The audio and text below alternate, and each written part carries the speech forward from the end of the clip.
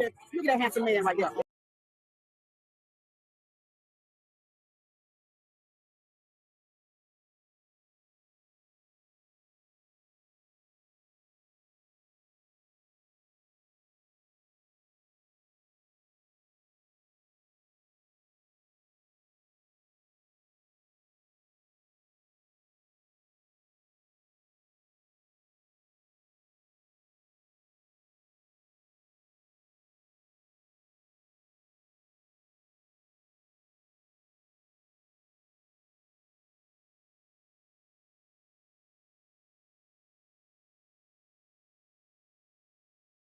Look at that handsome man right there.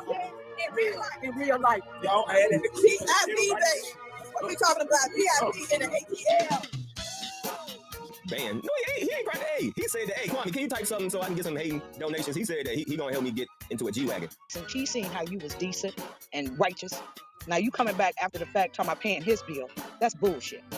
Man, listen, man, it's people that's real diehard fans of NBA players, you know what I'm saying? And people that would do anything to get next to $1 million up. You feel me? Not saying that, you know, you're engaged into any of that. There's some crazy people out there. We don't need no yuck mouth broke ass liquor. Talk about a rich millionaire. You don't talk about somebody you don't know. You met this man. That should have been an honor right there.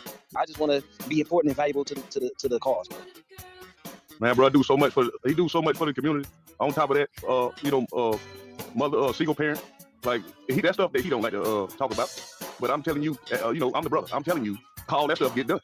The fake ass person they trying to make them out to. Don't y'all think that would have came out long before any of this shit happened? It takes for somebody to get pissed off for them to say, well, Kwame did this, Kwame did that. Why y'all ain't say that shit? Whatever y'all was about this man forever. Then it's 1 + 1 equal to me.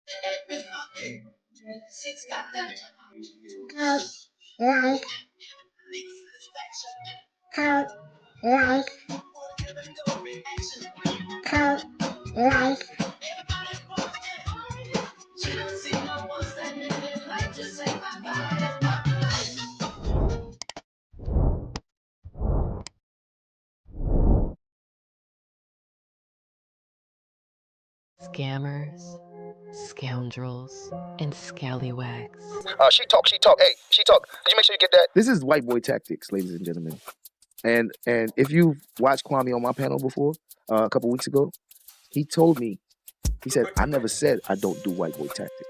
So this is the thing, right? And I would have to call this a tactic. I might even go far as to say a white boy tactic. When you try to get someone who doesn't have a problem with someone else to speak negatively about them because you don't like them. I mean, people do that all the time. Listen, just because I made you aware of white boy tactics, I never said I didn't do them. So let's be clear here. And his response to me was, I never said I don't do white boy tactics.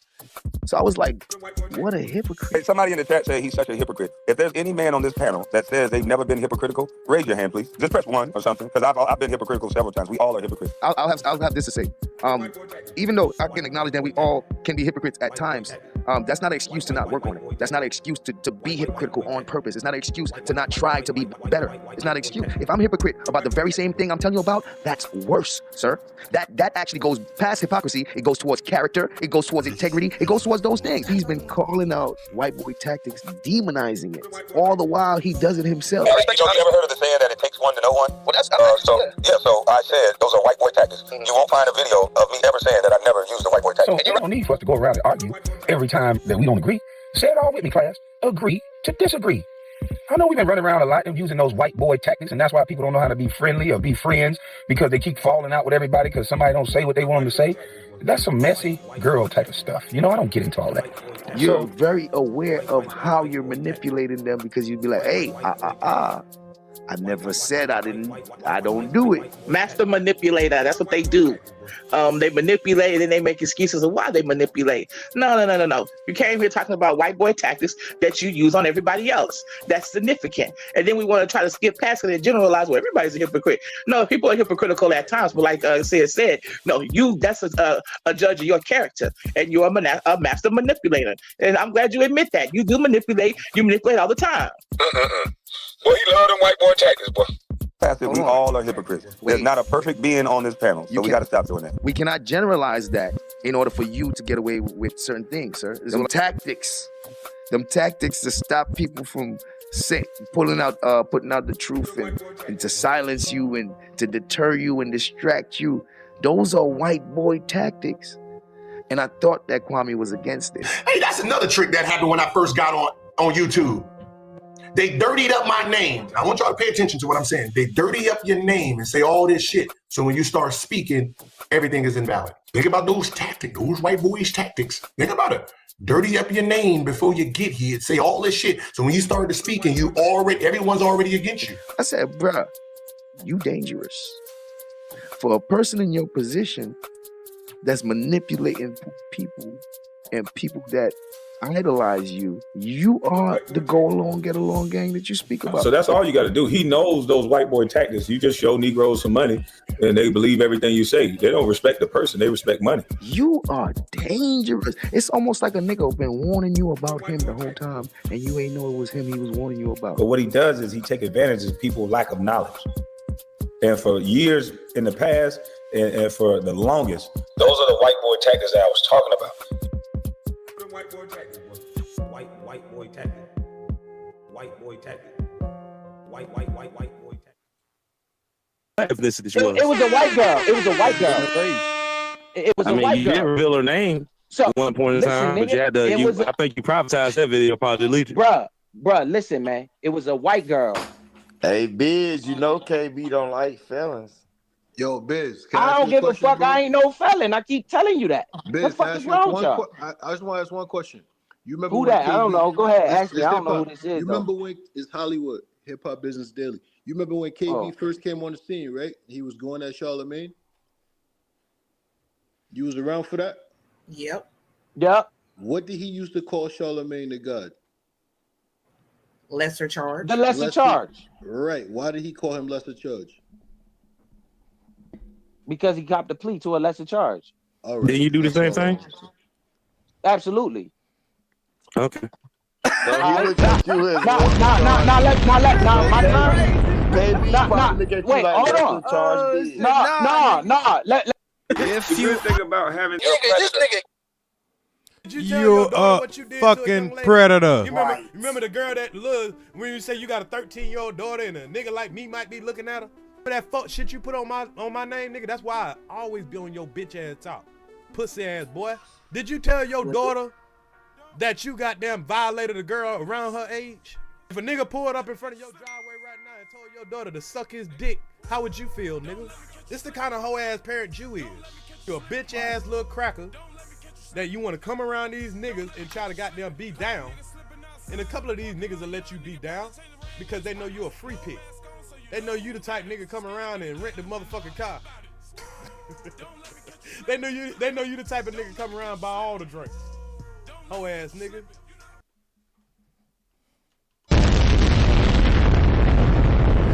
What's good?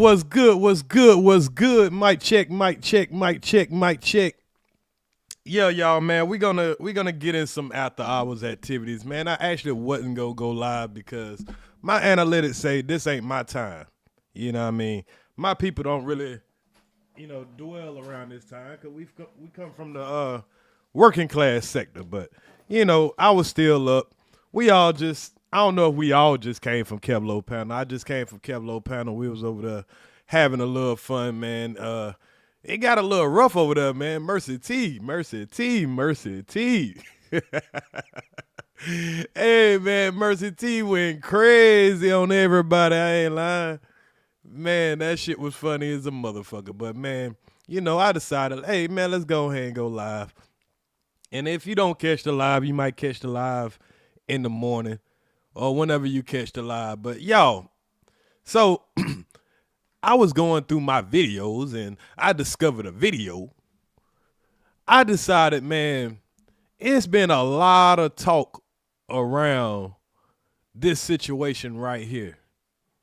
You know, because we let the liars and the niggas that got punked in the locker room, the girly men, as they call them, if we let them tell the story, you know, they're going to tell you EARZ got mad because I didn't know what the hell I was talking about. So now that we are a couple of years removed, you know, a lot of people have seen how a lot of these guys move around on these YouTube streets. I think that, you know, common sense adults should be able to see things for the way that they are now. Now, y'all, as I was going through and I was reviewing this video, y'all, do y'all know what I realized? I realized it wasn't about Gil that had this 7-foot coochie, you know, all in his feelings. It was actually Biz, y'all. It was actually Biz that really had him in his feelings, because at the time I was talking shit to Biz and I didn't realize until I went back and looked. And to be honest, I don't even know if I'm gonna even get to that part, because we got a lot to go. We got a lot to go through. This is gonna have to be a several part series. So I don't know how much I'm gonna get through on this series tonight, but we'll go ahead and start our series on this, because, you know, there's a lot of hours that went into what we are witnessing now, as far as, you know, the back and forth that's been going on between me and the 7-foot coochie. So y'all have experienced a lot of our back and forths. He come up here and y'all will see EARZ not even engage in all the hollering that this boy doing. He always want to, you know, start talking about, oh, you talking over me. You won't let me talk. You talking over me. Stop let me talk. I just can't talk. I just want to talk. I just can't talk. I mean, bro, if I show y'all how many videos this man pulled this same bullshit, because as I was going through these videos, and every video that I had him on, this man literally, I'm talking about literally, say and do the same shit over and over and over again. And one thing I definitely agree about that I've heard him say is this channel needs to be studied. So y'all, YouTube, this video is for educational, commentary, and documentative purposes. Excuse me. This video is going to be for documentary and educational purposes. YouTube. This is not to bully anybody. This is to educate the people on what true collective stupidity is. And we're not going to experience a high value of people that's going to come over here and listen, because we're about to start telling the truth. And when you tell the truth, a lot of people don't want to listen, because a lot of people have stopped thinking for themselves. What's good, Jamie Jules? I'm glad to see you over here. A lot of people have stopped thinking for themselves because they have allowed a celebrity to start thinking for them. So a celebrity can tell you what it is you're seeing, even though you're not really seeing that. They tell you not to believe your lying eyes. And we're about to witness that. Now, before we get to that, y'all know I got to make sure I educate y'all first. Got to make sure, and this might be the part that a lot of y'all that's ready, y'all ready to get to the shit. Y'all ready to see all the, y'all looking for, you know, some shock effect. Y'all looking for some people to cuss each other out and all that. We'll get to that. I will drop the link. So if anybody want to come up here and do all the rah-rah, that's cool. I ain't got nothing to do. But I will feel better if I showed y'all an example of what's been studied for hundreds of years about stupidity. And y'all can tell me if we are accurate or not when we show this. So I got a short little video for y'all, and then we're going to get into the major shit. Hopefully y'all will stick around to get this educated part real quick. And then we're going to get into a breakdown of how EARZ and Kwame fell out. Now, a lot of y'all probably was there that night, but a lot of things happened so fast that, you know, you didn't get to digest it. A lot of people didn't go back and look at it a second time because it was a very, very long live. So the way that it was so long, a lot of people didn't go back and listen to it. You just listen to what people told you about it. And that's okay. I mean, we all get caught up in, you know, the herd mentality. We all sometimes get caught up in, hey, if somebody said something, that must be how it happened. That must be how it happened. So without further ado, let's go to my video, and then we're going to react to the day that me and Kwame fell out. And like I said, we're going to have to do several series of this because, you know, it's too much to go through in one night. But we're going to try to go through as much as possible tonight. And I'm going to show y'all how it really wasn't what Gil said. It was the fact of what Biz said. And y'all gonna be like, EARZ, what is you talking about? We don't remember nothing about Biz. I know y'all don't remember. Soon. Because it got overshadowed. It got overshadowed. So y'all gonna see how much Kwame was really taking up for Biz. Hell, we might get straight to that part instead of doing the Gil part. Because, you know, y'all know what happened with the Gil part, but it'll all make sense when you see the whole breakdown. But before we get to that, y'all check out this this video real quick. Hold up, let me pull it back up. I need y'all to pay attention. That's if you come here to learn something real quick. And y'all will see what we're dealing with here. And like I say, you might be cool with it until it's you. Hey, El Lima. Salute to El Lima. Let me make sure I shout out all my favorite people in the chat, man, that come and rock with EARZ all the time. Salute to Cheryl Hodges, Brittany Smith, El Lima. Let me make sure I give you a mod stick. This is the new WABBIT, the WABBIT God channel. So a lot of people that were mods, you know, I got to reset my staff. So we got to, you know, make sure everybody back in the game. What's good, B-Mo Legend? What's good, R&B Garvey? Salute to everybody. Y'all get comfortable, man. Y'all check this out real quick and tell me how accurate it is. Here's the first reason stupid people exist. Thinking is expensive. Y'all, this video is called Why Stupid People Exist. And y'all be like, hold on. You never thought about that, have you? There's a purpose for stupid people in this world. And the first point he just made, because thinking is expensive. Biologically expensive. Your brain uses 20% of your body's energy despite being only 2% of your body weight. And most of that energy goes toward higher cognitive functions. Abstract reasoning, critical thinking, pattern recognition. Schopenhauer understood this intuitively. He observed that most people avoid thinking whenever possible because thinking is work. It's easier to absorb what you're told. Repeat what everyone believes. It's easier to repeat what everybody believes. Believe what you're told. We see that in society, right? Follow what the group does. Follow what the group does. This isn't Salute, Turan. Laziness in the moral sense. It's energy conservation in the biological sense.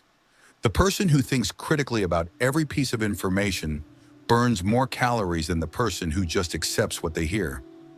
Over evolutionary time, that energy difference matters. Think about our ancestors.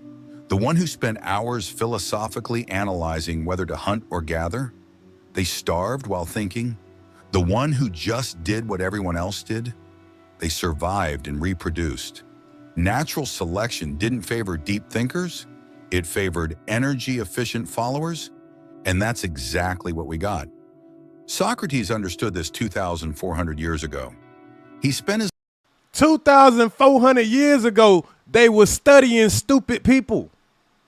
Y'all, stupid people ain't just come around in 2026. Somebody studied this shit 2,000 years ago, before the internet.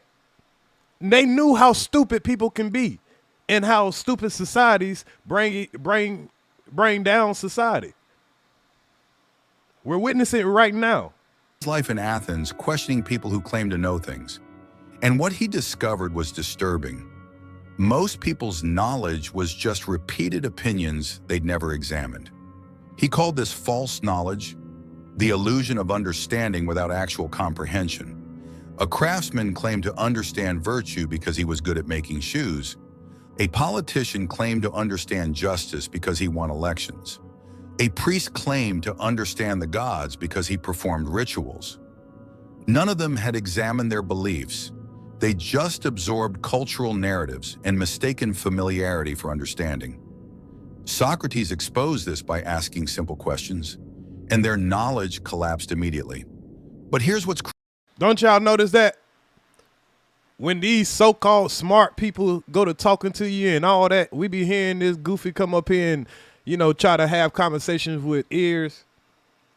And then when I ask him something that really requires depth, he moved the goalposts. Crucial. Society didn't thank Socrates for this service. They executed him. Why? Because he was making people think. They executed him, y'all, for making people think. Every time I try to make y'all think, what they do? These niggas try to hang me, ain't it? And thinking is uncomfortable.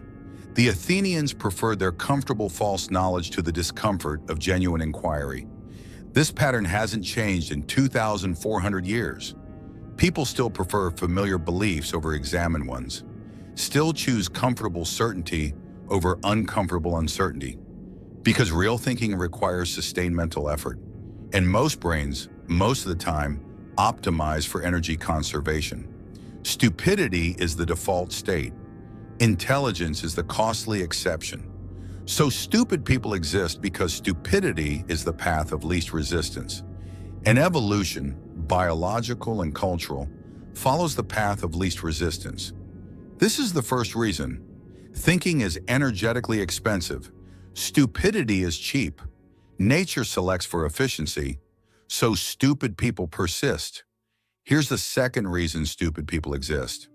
Every power structure needs obedience, and Every power structure needs obedience. What will a power structure be without some people that'll just say, yes, sir, yeah, yep, what you need me to do next? Okay, I got you, boss, I'll do it, I got you, boss.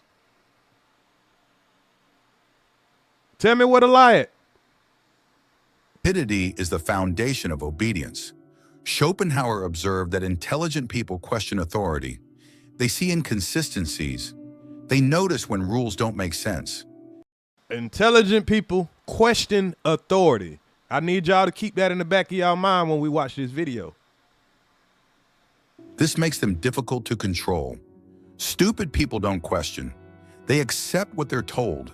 They follow orders without examining whether those orders are justified. This makes them perfect subjects for any system requiring compliance. Hannah Arendt studied this phenomenon after World War II. She sat in courtrooms watching Nazi officers testify about their roles in the Holocaust. Now watch what he's about to say about this study, about the people who participated in the Holocaust. Watch what they say about the study now. And she expected to see monsters, sadists, people who enjoyed cruelty. Instead, she saw something more disturbing. Ordinary people who'd stopped thinking. She called it the banality of evil. These weren't people who consciously chose evil. They were people who'd surrendered their capacity for independent thought. They followed orders, executed procedures, did their jobs, and never once stopped to think, should I be doing this? Salute, Lovelace. Arendt realized. The greatest crimes aren't committed by people who think deeply and choose evil. They're committed by people who don't think at all. She wrote, the sad truth is that most evil is done by people who never make up their minds to be good or evil. They just obey. And obedience requires not thinking. Because if you think about what you're being asked to do, you might refuse. If you examine the orders, you might see they're unjust. If you question the authority, you might recognize it's illegitimate. So systems that require obedience actively select against thinking. They reward compliance, punish questioning, elevate people who follow orders without reflection. This creates evolutionary pressure. In hierarchical societies, the people who think independently get filtered out. The people who think independently get filtered out. Pay attention right here, y'all. We about to get to the shit. But I need y'all to hear this. I need my critical thinkers to hear this. The people who obey without thinking get promoted, protected, rewarded. The people who obey without thinking get promoted, rewarded, and uplifted. Do we not see that over here? Do we not see that over here? As long as you agree, you do what you told, you don't ask no questions, even if it don't make no sense. You don't even ask the person, hey, what do you mean by that? As long as they tell you some comfortable truth, some comfortable shit, they don't even question it. They don't even go do the research. They don't even go look at both sides of the spectrum. They just go with what the person that they follow says. Now, watch what he's about to say in a second. It's going to blow y'all mind. Generations, this produces populations where thoughtlessness becomes normal. Think about modern corporations, governments, institutions. Who rises? The person who questions inefficient policies, or the person who executes those policies without asking why?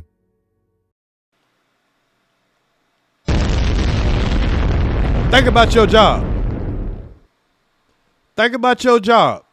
Who is at the top of the spectrum at your job? Is it somebody that's just so smart that, nobody else is smarter than them? Or is it the person that just kiss ass? Everybody, think about your job. Think about your life. Who are the people that always in position? Is it the smartest person? Is it the person that's going to ask questions? Is it the person that's going to be objective? It's going to be the person that just does what the fuck they told. Whether it's right or wrong, they don't even think. They can't think for themselves. The second one, always, because systems need executors, not thinkers. And the best executors are people who've never developed the habit of examining what they're executing. Arendt's insight was devastating. You don't need evil people to commit atrocities. You just need thoughtless people following orders. And thoughtlessness is indistinguishable from stupidity in practice. This is the second. Because think about it, y'all. You'll have people that'll say, I'm a man of God, right? But they'll go to work. Say you go to work and you're a straight up and down Christian or whatever belief you have, and you believe that you shouldn't be executing nobody, right? Or killing nobody. But then you got a job as a prison officer and somebody got the death penalty, and it's your job to pull the lever to get them to execution. It ain't the person, it ain't the state that sentenced them to death that's actually killing the person.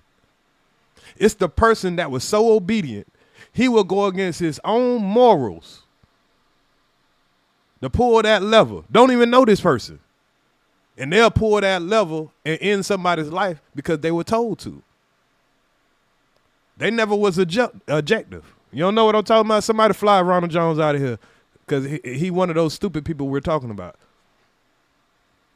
If he don't want to learn, make him sit in the chat and learn, because he typing too much. That's why he can't learn nothing. Reason. Power structures require obedience. Obedience requires not thinking.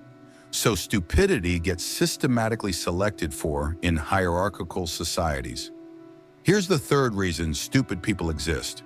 Groups need conformity to function, and stupidity produces conformity better than intelligence. Schopenhauer observed, we forfeit 3/4 of ourselves in order to be like other people. He understood. We forfeit 3/4 of ourselves to be like other people. Now, do we see that in this sector? We see people that have no identity. They come on this joker and they'll say whatever it is that Kwame told them to say. They can't even get through a whole sentence and talk for themselves without giving one of his quotes. They'll be up here like, for example, think about 86 Craters. Anytime you ever hear him talk to somebody, what he do? He tell Kwame jokes. He say all Kwame phrases. He even try to talk like Kwame. His delivery like Kwame. He think all the girls like him and shit. Knowing goddamn what, ain't a woman in their right mind think he attractive. All the dudes that's over there that sit there and shut up while a dude preach to them and tell them what to think, and they scared to challenge what it is they know don't make no damn sense. They'll hear the nigga contradict himself. They scared to speak up though. And then they'll come up and say his quote just to make them feel good. See, it's all about who you like. That social belonging requires surrendering individual thought, because individual thought produces disagreement, and individual thought creates disagreement. We about to see that real fast. We about to experience that, y'all. Threatens group cohesion. Stupid people don't have this problem. They naturally conform. They absorb group beliefs without questioning them. This makes them socially valuable. Nietzsche expanded on this in his concept of herd mentality. He observed that most people don't think, they graze. Like sheep in a field, they follow whoever's in front. They follow whoever's in front. Move where the group moves. Believe what the group believes. And the group rewards this, because conformity creates predictability, safety, social harmony. The person who questions group beliefs, they're dangerous.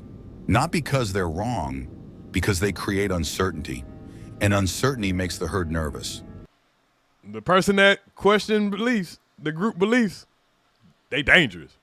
That nigga ears became dangerous around this motherfucker. So the herd punishes questioners, labels them outsiders, excludes them from social benefits. Meanwhile, the conformist, the person who never questions, never deviates, never thinks independently, gets rewarded. They're seen as loyal, trustworthy. One of us. Nietzsche called this the morality of the herd, where being like everyone else becomes the highest virtue. And what does this morality select for? Mediocrity. Because excellence requires deviation. Innovation requires questioning. Progress requires challenging existing beliefs. But the herd doesn't want any of that. The herd wants stability, and stupidity provides perfect stability. Perfect stability. Now, we're going to come back to some more of that, but I don't want to put anybody to sleep. I don't want to make the people who are just now waking up kind of, you know what I'm saying? I don't want to give you too much at one time. I don't want to feed you too much at one time. So let's get to the ignorant shit real quick so we can make sure everybody stays engaged and not forget what we just listened to, right?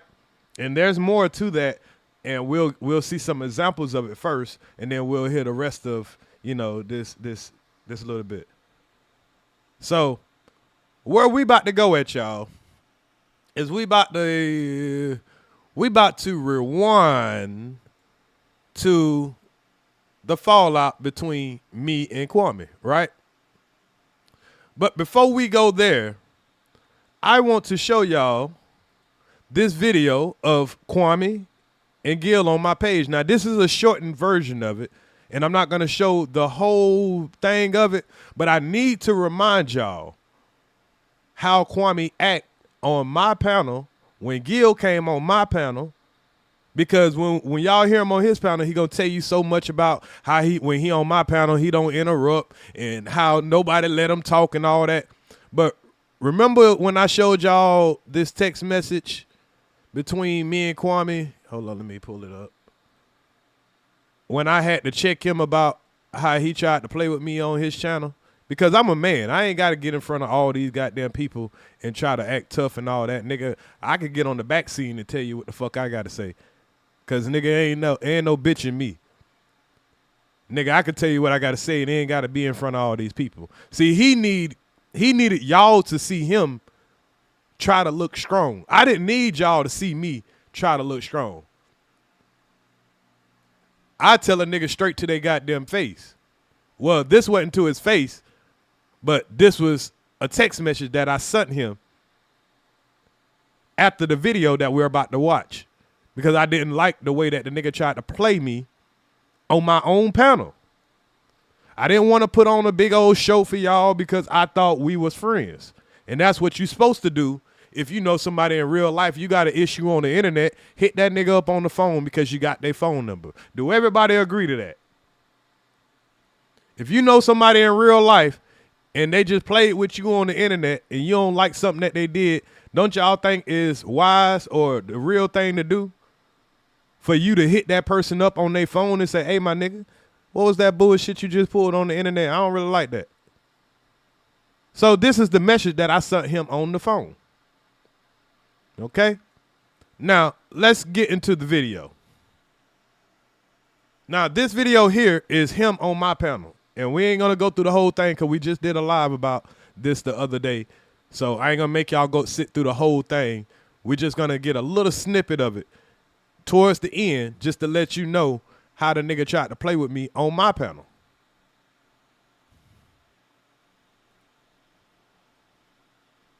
And I also, but we ain't going to get to it today, but I also got the video of when he called me and wanted me to come on his channel when he had Chucky Atkins. I'm not an NBA player, so I don't know why he wanted me in the locker room.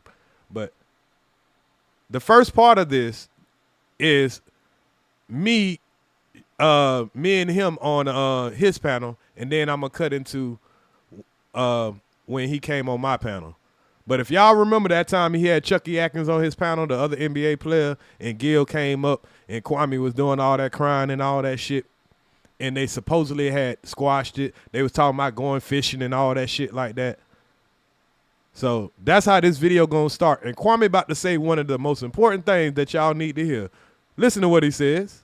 Start back talking, rewind. The good thing about having things on video is you can go back and rewind the video. After you say, Kwame, go ahead, let him talk. The good thing about having shit on video, because you can go back and rewind the video.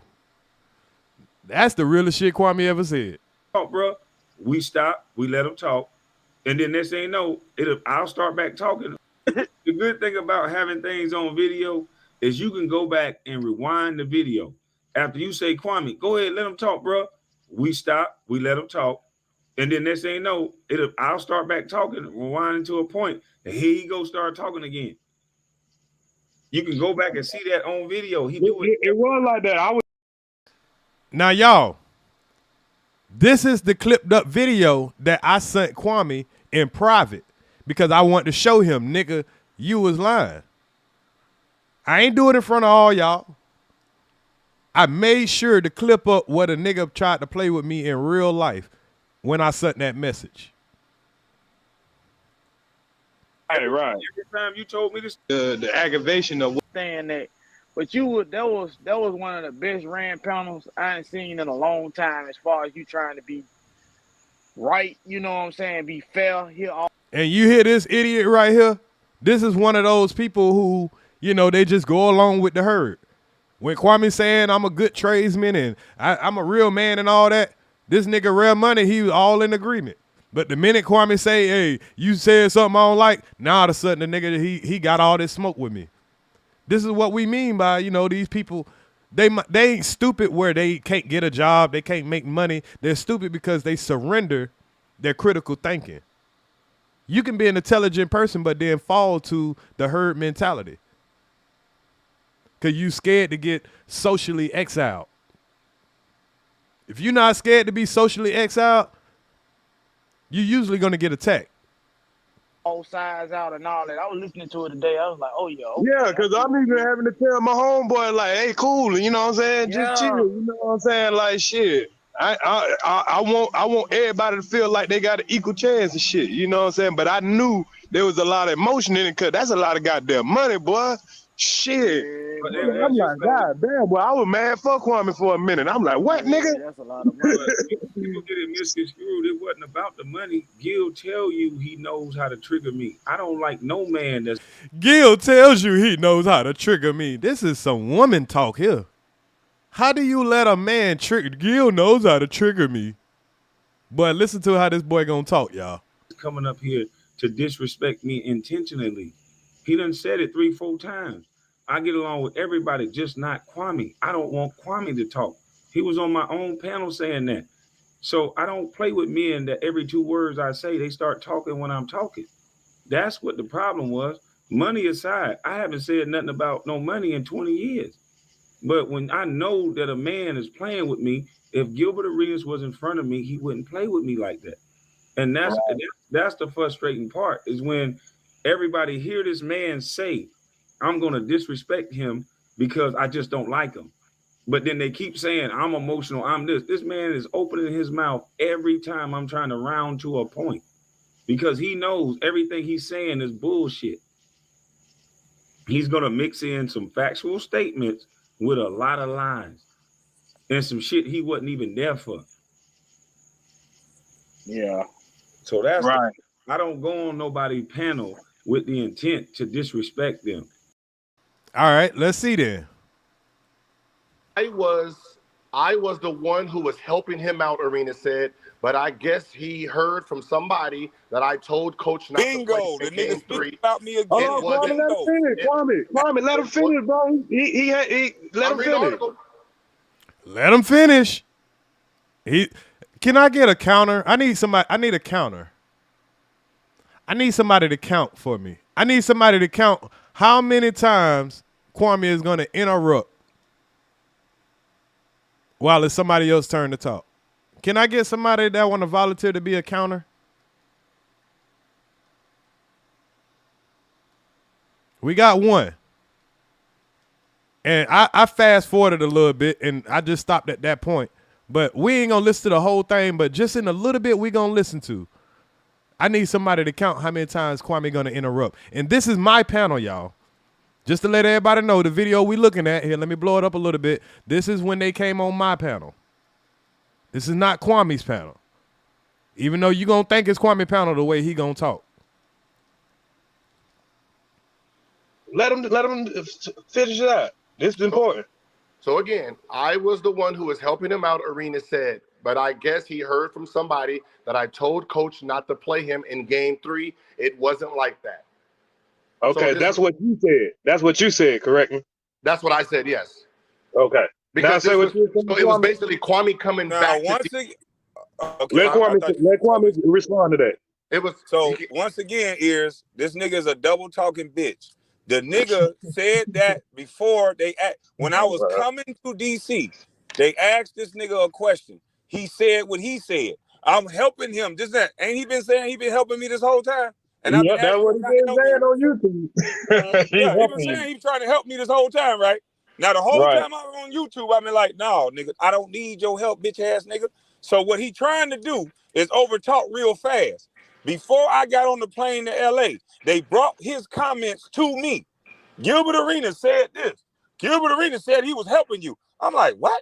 Gilbert Arenas was helping me? Oh, man. This is a late article. Let him finish, Gil. Now, y'all see how I'm telling Gil, nah, bro, don't interrupt. Let him finish. I just told Kwame, don't interrupt. Let you finish. But there's only one person that's going to act like a coochie about this. We're going to let you go. Go ahead. It's on the internet. Every time I'm on somebody else's panel, they allow him to just. Now, y'all hear how he trying to start with me. Every time I come on somebody else's panel, they allow him to just, this nigga is crying, even though he hear me telling Gil to chill. But he want to be able to interrupt whenever the fuck he want to. This is my panel now. Keep that in mind. But it's on the internet. Man, he'll get his side out, and then you can come back with what you got to say, I Gil. wish I was close to this nigga right now, because he wouldn't be talking over me like this. Like, every time I'm trying to talk, this nigga keep talking. That's irritating to me. Stop crying, little girl. Oh, I'll be crying, all right. And you already know. That's why you keep being like a little bitch. Just go finish your point. But anyway, but like I was saying, EARZ, the nigga always have a comment about me, and then he want to say, oh, well, you were talking about me, just like he's doing now. Stop commenting on a grown-ass man. This nigga, the only thing I said in that article is like, Gilbert, this bitch-ass nigga didn't help me. This nigga is the one that fucked up my contract because he was trying to suck that little white boy off, Dan Fagan, who ended up fucking him in the end of the day. So this nigga know what I'm talking about. And Arn Tellum already got the flight receipts because he made a listen. This is the thing that Gilbert don't know. When Dan Fagan was flying to Utah and doing all these little games, the same agent that Russell Westbrook got was a part of Arn Tellum's group, and they filed a grievance against his agent because he was following me around. So Gilbert can play stupid all he motherfucking want to. He can play stupid all he want, but Dan Fagan didn't cover his tracks, dumbass boy. What that got to do with me? Dan Fagan that same year, idiot. What that got to do with me? Okay. Yeah, because that was your agent, bitch ass nigga, and you went straight to the coach and said Kwame in my way, and I got benched right after you said that, whole boy. Cap. That's a lie. All right. I ain't gonna lie, Gil. You did admit that though, Gil. Gil, you did admit that though on one of the panels. Why you want? He know he did that. You did admit that though, Gil. And y'all remember, Iz wasn't in the locker room. But can I understand what they saying? I'm just asking y'all. Can we all understand what they saying, even though none of us was in the locker room? Kwame was not invited to this panel. Gil came up on the panel first, and I was trying to have a conversation with Gil because I wanted to ask him some things that he was saying pertaining to me. Kwame ambushed the channel, and he wanted to do all the talking. He wanted everything to be about him. I might have said that. I might have told. You admitted that, Gil. You admitted that, Gil. No, I said. And y'all see how I'm trying to help Kwame, because at the time, yeah, he my homie. So yeah, I'm gonna help him. And you know what I'm saying? But I told Gil at the beginning of this, bro, I ain't got no problem with you. You know what I'm saying? I just be trolling you. And he was trolling me. I might have. We're talking about 2004. If you might have, you know you did it. Because if you didn't do it, I didn't do it. His agent, listen. His agent telling me. His agent telling me. Listen. Hey, here. His agent telling me, hey, Kwame, sign with me. I'll get you $68 million. My agent telling me, man, Tyson Chandler just got $60 million on 5 and 5 from Chicago Bulls. Nigga, you was the #1 draft pick. 10 and Shut 7. up. Don't get in no trouble. We gonna get you 80 at the end of the season. Because that's how this shit works. It's a numbers game. You don't gotta hate on nobody. Business partner outside of the NBA. They own stores together in DC. They own a chain of stores together across America. So Mitch Kupchak, when I first came there, he treated me like some shit that he knew me. I can't answer that. Around these motherfuckers. Ernie Grunfeld called his homeboy that they're in business with, and they traded me to the. All right, y'all, I'm about to fast forward a little bit because, like I said, we just watched this the other day, so I don't want to go through the whole thing. I just want to show y'all the part where he snapped on me because he want to be able to overtalk everybody, and he can't control his emotions. Right now, Gilbert. Kwame, when did you get traded? Gilbert, I got a 3-year deal. I signed a 3-year deal with the 4th year option. They picked up my 4th year option. So you tell me what year I got traded. You got traded in the summer of 2005. He did get traded 2005, yeah. I know, 2005. In the summer of 2005, the season. So I was still on the team. When you was not on the team. That, you was not on the team 2005, 2006, sir. Shut up. You wasn't. What Gilbert is doing. You was on the team 2004, 2005. What Gilbert is doing is that an NBA season doesn't read exactly how we do the seasons. So I played 5 years for the Washington Wizards. So four. You played 4 years, dude. See, that's the problem. You don't even know your fucking own history. But Gilbert, you make it up as you go. You sabotaged the brother's contract, Gilbert. Oh, y'all stop it, Sister T. Talking nigga, because I can make them talk slow. Ooh, I bet you. It's a fast talking nigga. Go ahead. Let her ask this question real quick. It's a real fast talking bitch ass nigga. Go ahead. Can you write down October 3rd, 2005? Listen, I'm not. Just write that down, please. I'm not gonna be so keen on the dates because no. We need to be keen. Now he don't want to be keen on the dates, y'all. The man just said for certain what year he played, but now when somebody pull out the receipts, he don't want to be keen on the date. On the date, because you're just lying. Just mute him just like you did the meal You're ticket. just lying. I'm not Kwame, gonna argue. I'm not Hold gonna on, argue Kwame. about. I'm not gonna Let him get it argue out. about no date. I'm not gonna Let him argue get it about out what no he's date. trying to say because it definitely put things in perspective. What if he lied? It's definitely going to come back to it. Here, listen to me 1 second. I'm not gonna argue about no date because I may get the date wrong. This is over 15 fucking years ago. But the gist of the story is you can look at this nigga behavior. I did not change my story from back then to now. This bitch ass nigga told the coach to take me out the motherfucking game because I would not sign with his agent. Now I said this over the internet. Why this pussy ass nigga ain't sue me yet? I'm telling you, I'm not gonna argue about no date. I'm not gonna argue about none of this shit. No. You need to. Well, I'm not. You need to. I'm not. Because you said I was talking about you in 2005. 15 years ago, nigga. This water under the bridge to me. I don't give a fuck. Okay, You okay, bring it up. good. Hold on, hey, both of y'all, hold on. Okay, let me ask you a question. Why did you hold on, say let me ask you a question real quick, Kwame. Let me ask you a question real quick. Okay, Gil, the date really, okay, whether he said it was 2005 or whatever, the bottom line is, did you or did you not do that? No, I did not do that. Man, I'm gonna get my own agent. Is he not over talking me on my own panel, y'all? Somebody let me know. Get my own agent to get up the paperwork where he filed agent tampering charges against his agent, and we're gonna ask where that came from. But what does that got EARZ? What the fuck does my agent have to do with me? Kwame, I mean, you not your Kwame, agent, boy. Gil, I'm not even this big client, nigga. I'm like 20 on the list. Let me ask you something, though. You literally did say that you did do that before, though. No, I did not say I did do that. I even asked all my teammates that I did that. Gilbert is a crab in the barrel. Hold on. Gilbert, you on video saying I might have done that. I might have. You literally said some shit like that.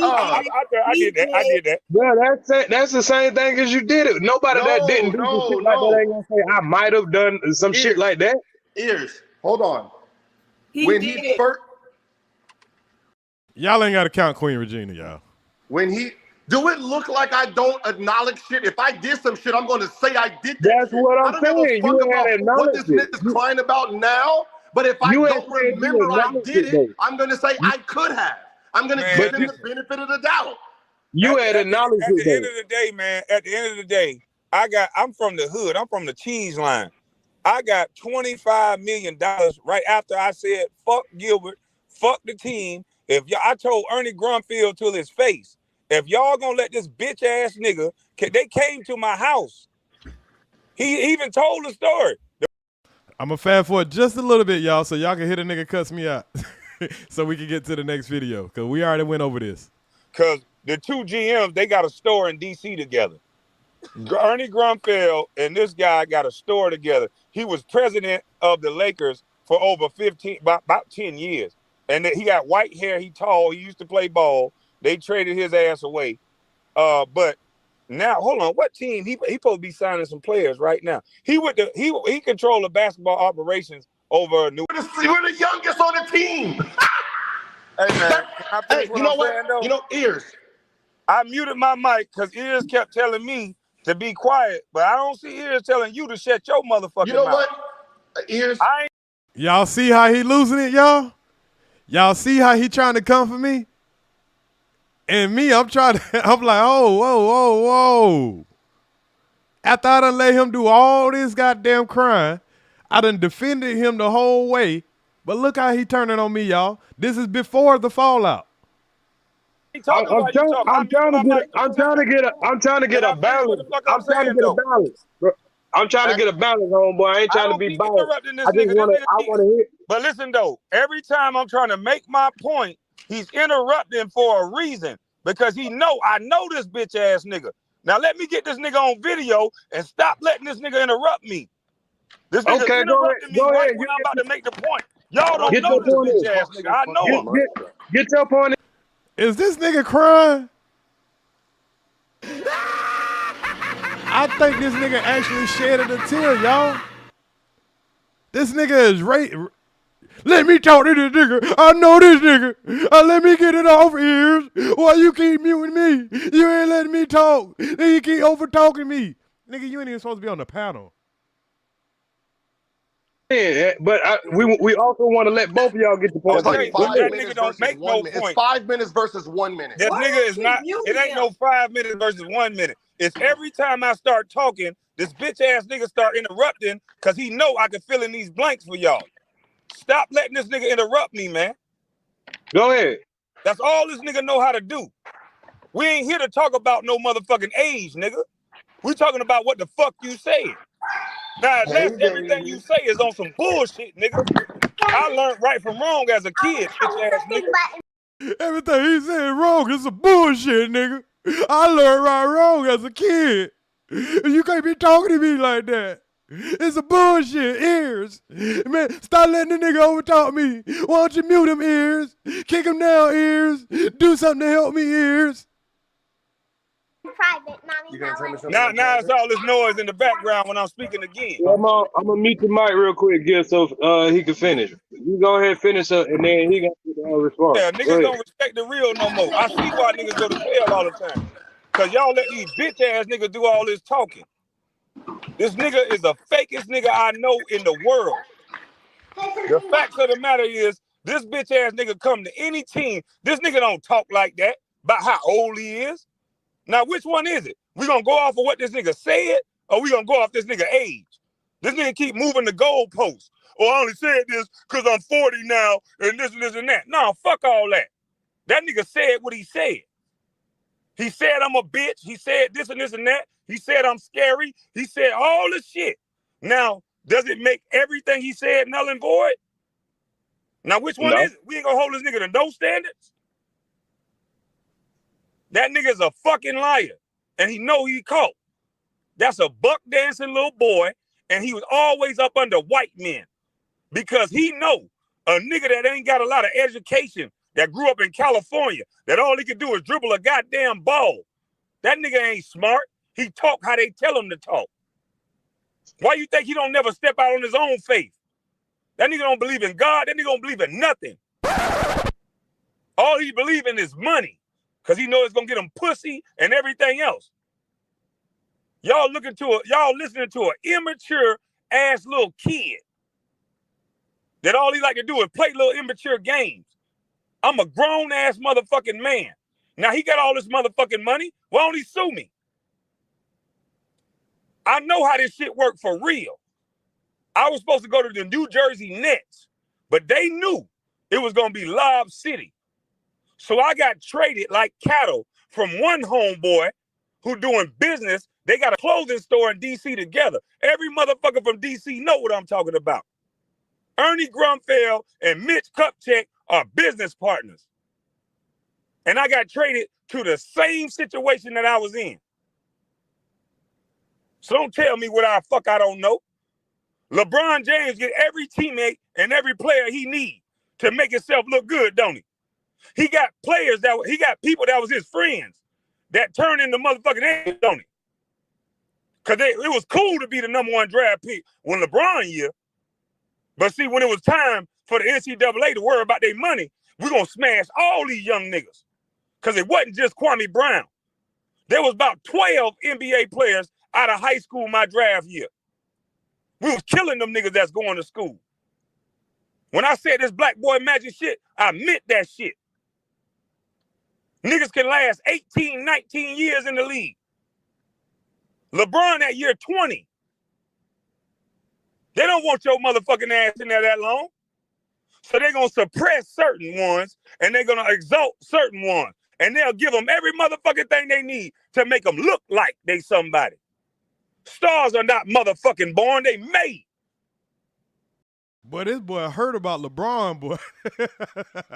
Hey, LeBron really is this nigga worst enemy, and LeBron don't even know this nigga exists. This is the biggest LeBron hater in the fucking world, y'all.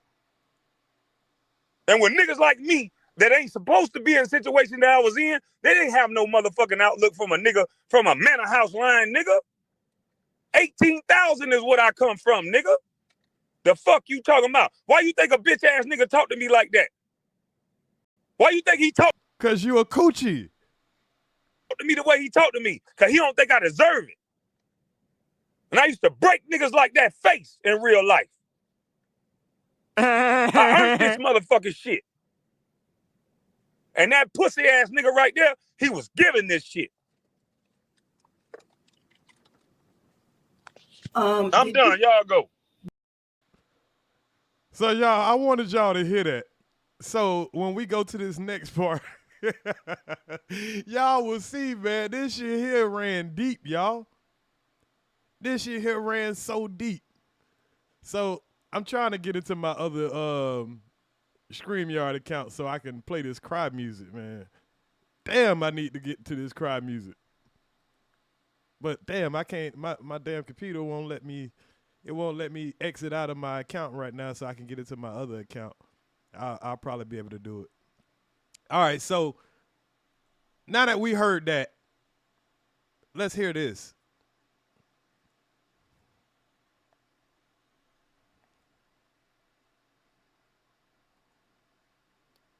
Let's hear this. Hold up. Y'all make sure y'all hit that like button on the way in.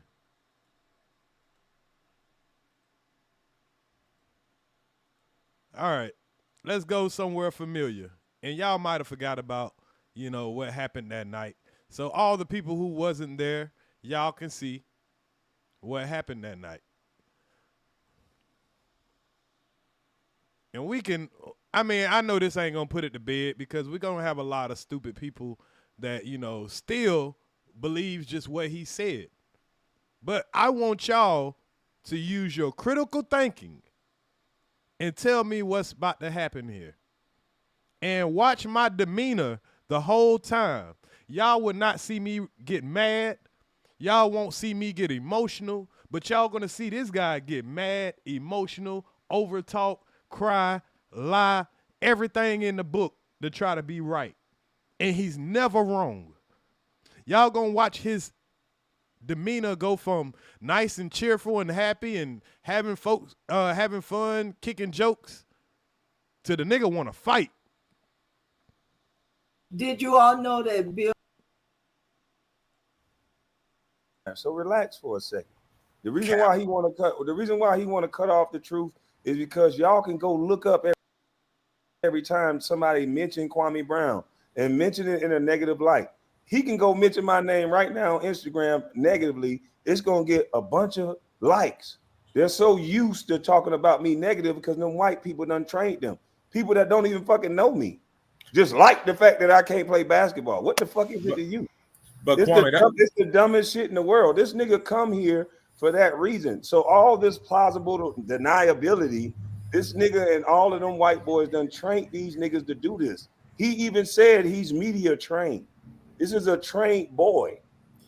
When you don't know how to make your own man, what's up, man? What's up with all this sensitive oh, shit? Man, shut your bitch ass up. We gotta. It ain't no sensitive shit. This is a fact about you, nigga. You are a trained boy. You mentioned my name on that white man station after I asked you nicely not to. I don't mention your name. Period. I don't go on nobody's interview and take nobody interview and talk about no Gilbert or no motherfucking Renas. Which that's a lie.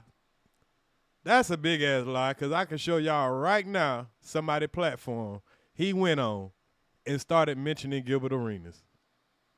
You insignificant with all the shit you done in the league. You insignificant without them white boys asking you questions about other niggas. It's a shame. You can't even you just made your own YouTube page. You can't even get on your own shit and just report the news. You just got an Instagram that you gonna sell. Now look at him, y'all. He running laps around Kwame. He went and made his own page, and he's talking about everything but Kwame. But guess what Kwame doing? He can't stay relevant, so now he got to find anything he could talk about Gil for. Y'all see how them tables turn? YouTube that you gonna sell. All you gotta do is mention niggas. When you could have, this whole shit could have been avoided. When we talk, leave my name out of your interview. You said okay. Then you found the loophole. Well, I'm gonna just act like I'm saying something nice because I'm gonna change the historic pick and turned it into the number 3 pick. And because I said you would be top 3, that's good enough for me. So you should like that I said that. Come on, my nigga, you lame as fuck. And brother, that's all I was saying. What Kwame was just saying is, y'all guys, we got. Now look at the example of the herd. A nigga that just he just want to find something to agree with and all that shit. I was just saying like what Kwame was just saying. Everything he said, I'm about to repeat what he was saying. Got enough bad black images. Hold on, man. Nobody want to hear this shit, man. I came up here for shit. Y'all, because this was supposed to be all the smoke, but the shit turned out to be all the motherfucking, none of the smoke, all the agreement. This is supposed to be the first all the smoke. Gil don't want to hear that bullshit. I don't want to hear that nigga cry. He do that six fucking days a week. But Gil, hold on, bro. Listen, bro. I coach and I uphold every last guy who's made it to the NBA. I uphold you. I uphold Kwame. Anybody that's made it and used their skill and their craft and they put time into a game that they got paid to play should be celebrated. When you go on, and this that bitch ass nigga Mel W. Y'all know that nigga Mel W. DJ Vlad's show, and you go on everybody's show, and you blast his brother, and you downsize his brother, you are taking away somebody who actually gives a damn about the kids that we teach. Niggas can get paid, bro. Why you think he doing that? So, hey, salute to them, brothers. That's the only point I was making. Nobody want to hear this good shit. That's on the. We can do that on the Kwame Brown regular. That's the only way you get paid. This ain't got nothing to do with no good shit. You bullshit. You are bullshit. But y'all see how he love for a nigga to talk up for him when they talking and they helping defend him, helping his point. And y'all gonna notice that.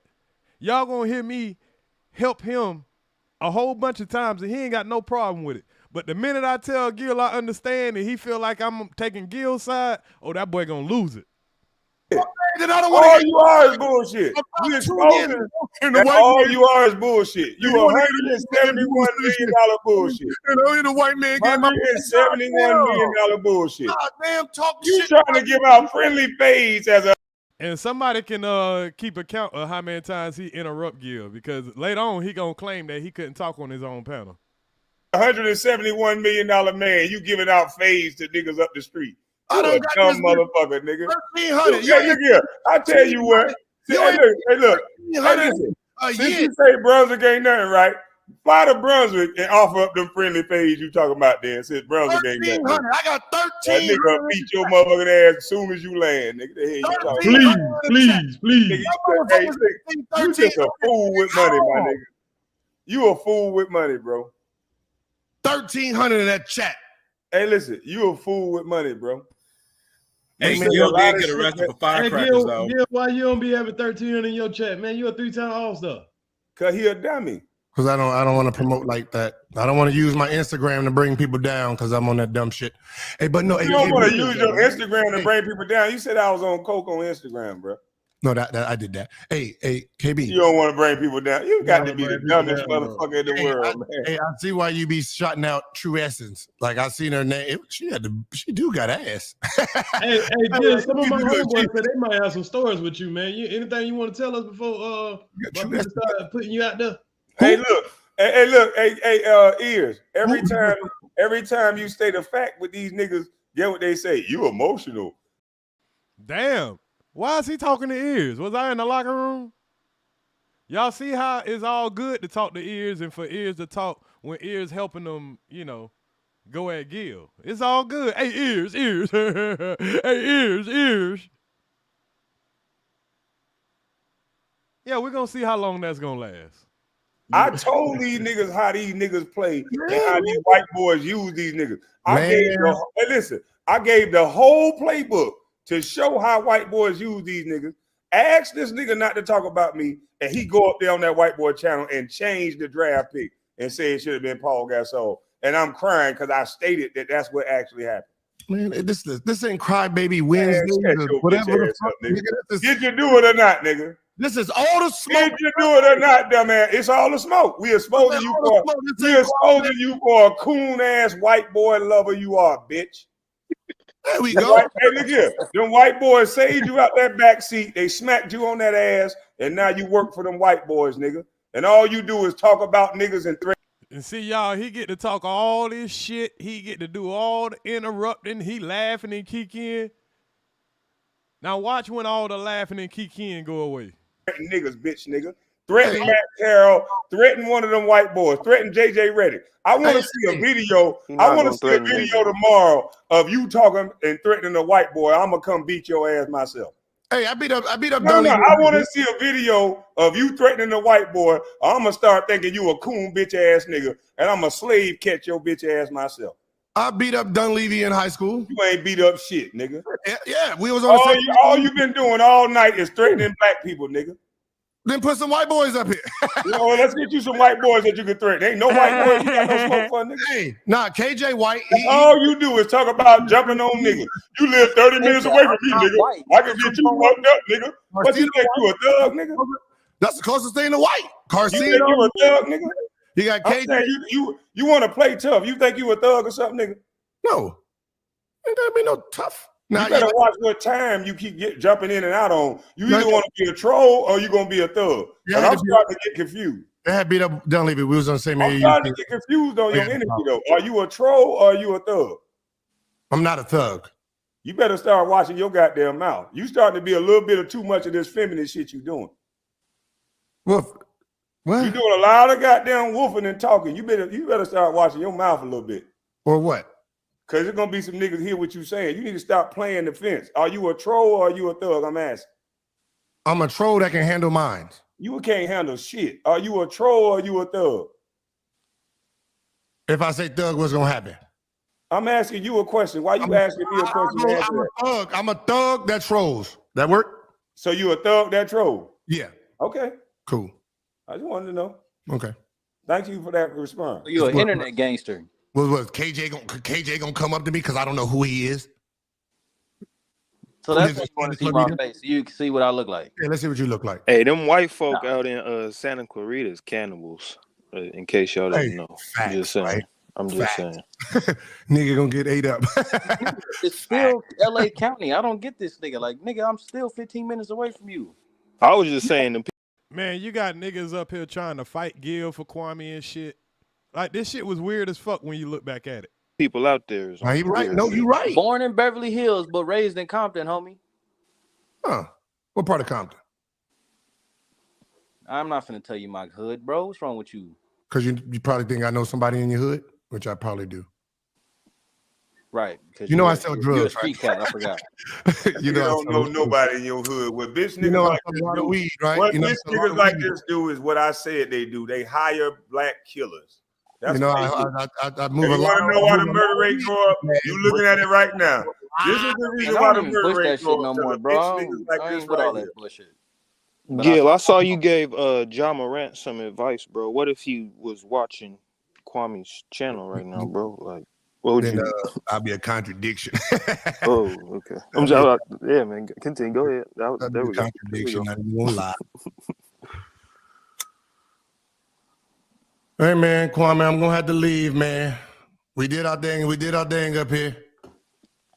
You know what I mean? Can I get my wrench now? Hell no, for your tech boys to fuck up my channel. Nobody want to fuck up my channel. Get motherfuckers and shit like that. No, that's stupid. I just want when I type my name in, I see a. Need me to help build your channel. I just want to reach. Hey, to be honest, right now the numbers say I brung in. Time I came on your. Yeah, so you dumb. You just doing this for my my channel built already. Who? You. Oh, you heard the question, nigga. Why they don't come to yours though? Who? You. You heard the question, nigga. Why they don't come to yours? Nigga, now he an owl. Ooh. If you don't mention my name, they don't even come about over. 400. What are you talking about? You was mentioning me. If I link, how the fuck? Like I do on my show, that's 3,000. I link it, then everybody would click the link. Somebody house down in real life, or are you trolling? Because I'm just a nigga. How their house got burned down for real? How the fuck is that a troll? Okay. Gangster, because you burnt down a poor no. man house. That a man that ain't had the kind of money you got. You just took advantage. That's cap. He do got that money, and he was running the mouth. He's a producer. Was it about a female? Yeah, old tender dick ass nigga. He took his baby mama. He always about a female. Now y'all see, it's okay when I'm trolling Gil when it's in the favor of Kwame, ain't it? It's always about a female. We listening, nigga. Make this shit up already. Make this shit up already. You done brought the nigga out now. You can't remember. You can't remember why you brought the nigga out. I'm not trying to use the name. So what happened is, okay, go ahead, brother. Go ahead.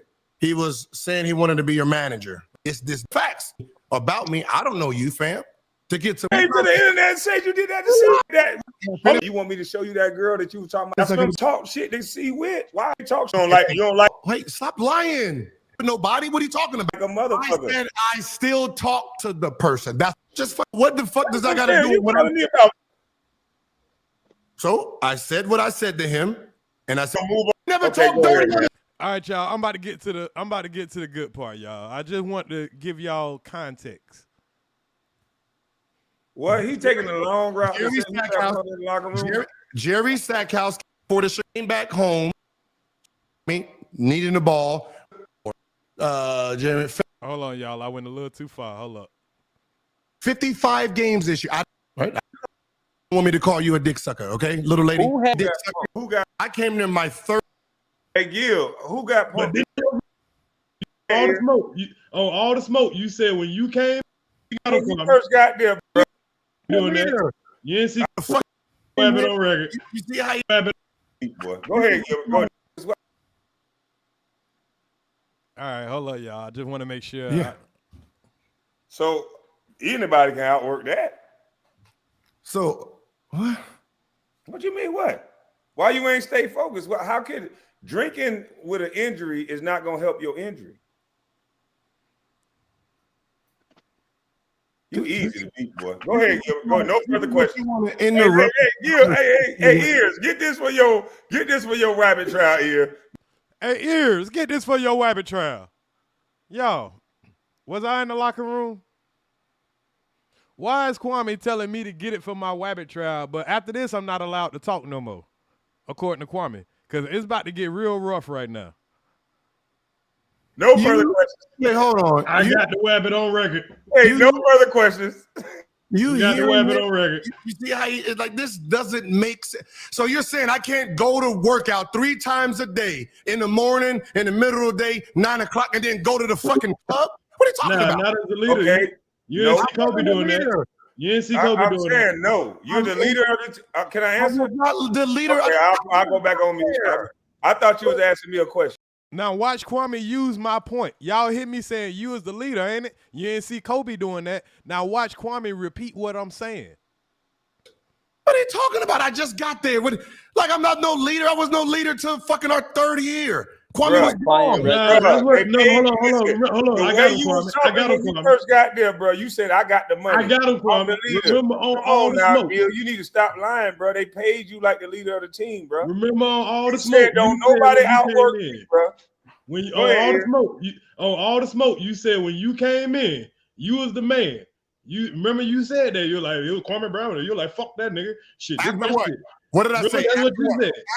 See, it's go ahead EARZ when he know EARZ about to make a point for him. It's go ahead EARZ. Yeah. Yeah, we having fun. Yeah, this shit about to get ugly real fast. At the gate. You said that at the gate. I said after he got punked in our team meeting by the veteran. How you get punked when the man, the veteran, you just said he a rookie, just like you said you would get your ass whooped. He was our 30 year. Your rookie year, he a rookie too. Dude, relax. Hey, Gil, who got? So Gil say, hey man, relax, because Gil ain't like, I was aggravating Gil a little bit. He said relax, so all right, let me let Kwame goddamn get him. But didn't you say you, okay, my bad. Hold on. Y'all hear me say, okay, my bad, because I hear Kwame trying to talk, right? Now later on, Kwame gonna say, see, right there, you was interrupting me. I was trying to talk. He ain't have no problem with none of this. Yeah, maybe. Salute, Carl Belton. Yeah, catch the replay in the morning, man, because the part that I'm going to get to in a minute, you probably going to want to see. Who got punked in the locker room? Hold on. Who got punked in the locker room? Who got punked in the locker room? Punk. I came there my third year. Right. I'm in Golden State. No, you're right about that, Gil, but who got punked? I'm in Golden State my first 2 years. We heard that. But Hey, dick sucker. Don't use my name if you don't want me to call you a dick sucker, okay, little lady? Who had noodle knees in the locker room? Who got punked in the locker room, bro? So here it is. You know we have Google, right? I can go right to you. We played a question about Google. So at the beginning of the season, right? At the beginning, I played 55 games this year. Out of 82, I'm 50. So that means I was hurt, chilling, right? We can see that. 82 games, I only played 55 games. So who got punked in the locker room? So throughout the season, we went to game is Philip. We played at Toronto. We're playing at Toronto. It is February 25th, 2004. We're in Toronto. I played 30 minutes. I took 3 shots. So at this point, players, Kwame, needing the ball. Everybody was trying to figure out who they were. So we played. I scored a total of 7 points. We came back home. We had a team meeting before the Chicago game. We have a team meeting. What he taking? No, you gotta listen. See, when y'all looking for these microwave conversations, see, intelligent people understand you have to give context to stuff. Kwame just wants you to say, who got punked in the locker room? You got punked in the locker room. Right. No, the man is he's realizing that he said punk, but he want to walk back his words and tell the story so you can decide if he got punked or not. Long route. Jerry Stackhouse came in and went because it's Kwame's team. I'm trying to figure out my place. It's Kwame's team. When was it ever my team?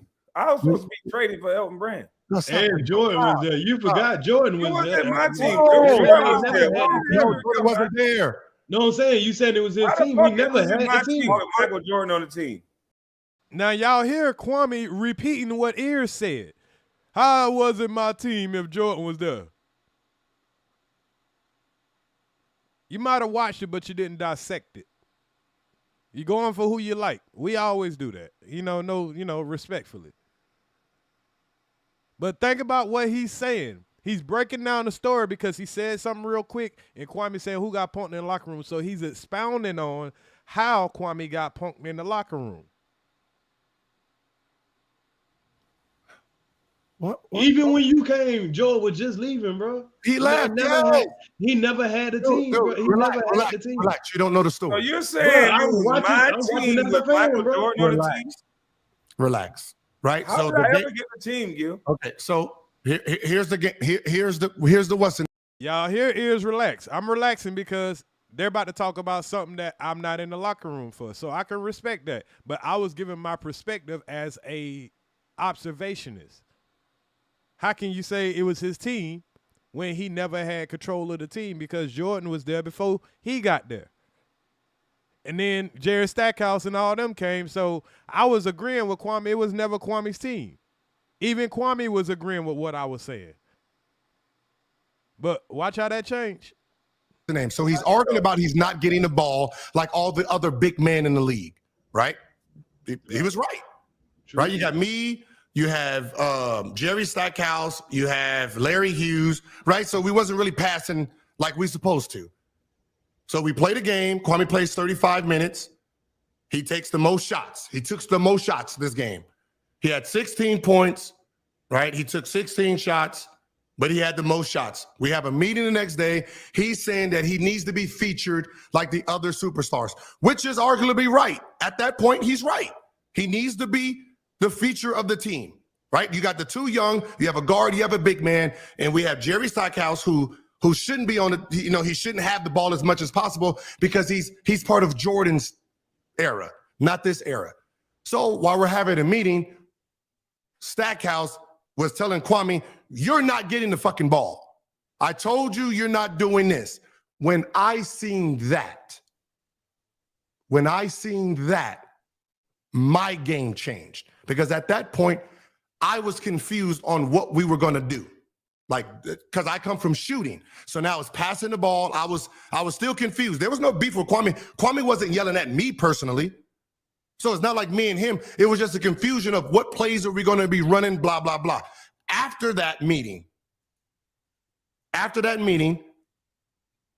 21, 35, 27, 26, 28, 23, 40, 30, 28, 27. That was the end of. That's the thing, New God. Respectfully, he's not dancing around. He's breaking it down. A lot of us was waiting for the quick answer and everything, but he's explaining what he meant by Kwame being punked in the locker room and what he meant by that's what made him start, shooting more. Because if he wouldn't have broke this story down, I wouldn't have understood. He's saying that it's Kwame's team, or he's thinking that it's Kwame's team. He's giving us a perspective of, I'm getting traded from another team. I just came to a team. I don't know who's supposed to be, the main key factor. He's thinking it's supposed to be the guy that was the number 1 pick. So he's not shooting that much because the fact that he's not comfortable yet. He don't want to be, stepping on nobody's toes. But when they had that meeting and he saw Kwame get talked to the way he was talked to him, like, oh, shit, it ain't his team? Y'all telling me I could go ahead and start doing my thing? Cool. That is very crucial for him to break that down, especially when you're talking to a person like Kwame. Of our season. So once I realized that the leader of the team told him that he wasn't going to be the feature of the team, it kind of changed my demeanor. But it wasn't something. Okay, hold on, Will. It's my turn. Go ahead, bro. Just to talk uninterrupted. So it's my turn now. First of all, I was never the leader of the team. You like to say things like, I didn't talk while you were talking. I didn't say you were the leader. I said Stackhouse was the leader. You said that, what did you just say about me getting the team over or something like that? You said I was the leader. No, I said Jerry Stackhouse was the leader of the team. You was demanding the ball to be that guy. But prior to that, bro, you said it was my team. And then me and EARZ was saying to you. Me and EARZ was saying to you, so now he's referencing EARZ again. But we're going to hear him later on say that I'm interrupting him right now after Gil said he got punked in the locker room. When they started having their conversation, EARZ shut up. But we going to see. How was it ever my team? How could it be my team with Jordan there, bro? That's why I was arguing back. I was like, it never was his team. You don't even remember the shit you saying because you're talking so fast with all these emotions, bro. So it's okay that I'm helping him out. I'm helping his point. He loved that. You just said that. And everybody's going to be able to chop that up on the replay. It might have been a slip. I believe it was a slip. 4 hour and 42 minute mark. Gilbert Arenas said it was my team. And how the fuck can it be ever my team when it goes from Richard Hamilton, Michael Jordan to Gilbert Arenas and Jerry Stackhouse? Now let me fill in some gaps you may not know, because you looked at a man say that he gonna shoot the ball as me being punked. Okay, let me fill in some gaps for you, sir. You didn't see Jerry Stackhouse about to fight Michael Jordan because he told him he ain't going to be his fucking Scottie Pippen. Because I saw what he went through after coming from Detroit, being the 6th man of the year, busting motherfucking ass, to having to take a back seat to a 39, 40-year-old aging player that they featured and gave the ball to every goddamn day like they do your homeboy LeBron, sir. So they wanted to make it about Michael Jordan's return when we all know Michael Jordan was over the fucking hill. Now, you're talking about a year where you come in where you didn't see this man have to take a back seat, his knee hurting, have to sit out of practice because Doug fucking with him. So when he lashed out at me, you want me to fight him, huh? No, I didn't talk while you were talking. No, you said I got punked. But you just asked the man a question. See, this is why I can't have no conversations with this guy. Because he'll ask you a question and he don't want you to answer the question. Where I was a 19-year-old and I broke my hand at the University of Florida. Being stupid. The nigga went to visit a college and broke his hand fighting. Do you think this nigga would have made it through college? And David Stern pulled me into a meeting in an office and said, you're the #1 draft pick. Remember how you just ate your own ass up? And you just said if you was the #1 draft pick, you couldn't do this and you couldn't do that? Yeah. I didn't talk while you was talking, sir. You just asked the man a question.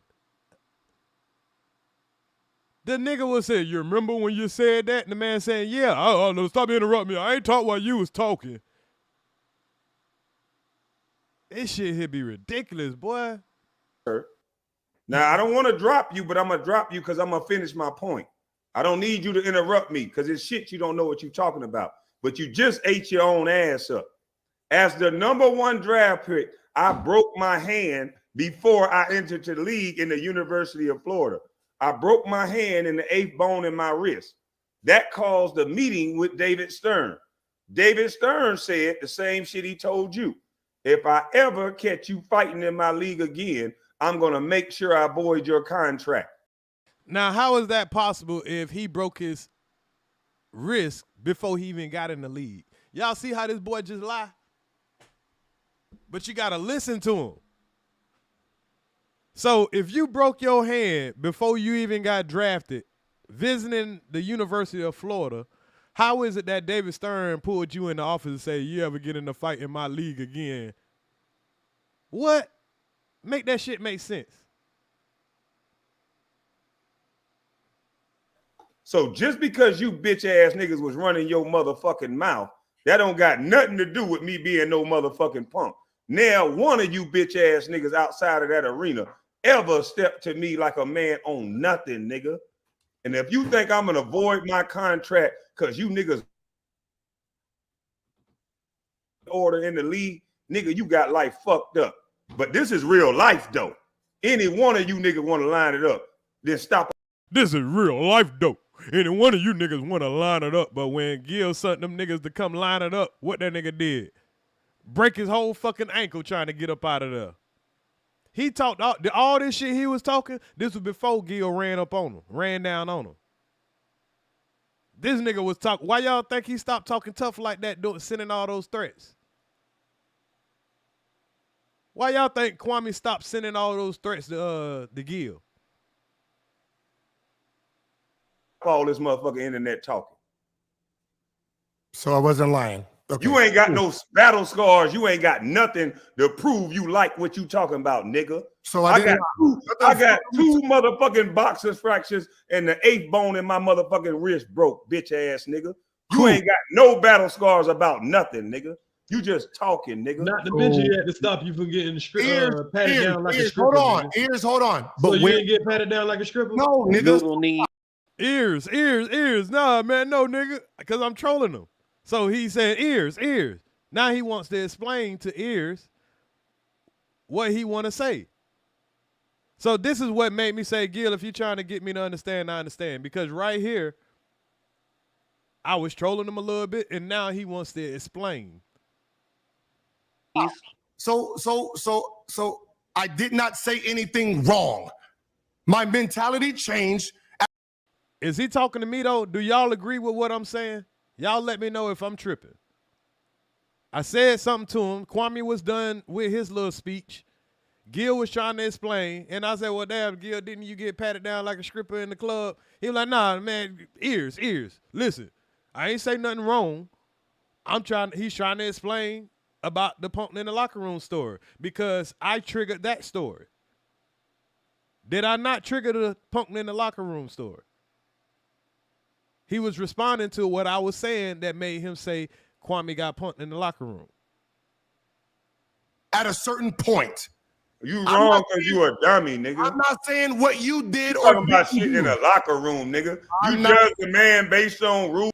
Who's interrupting who right now? Who's interrupting who right now?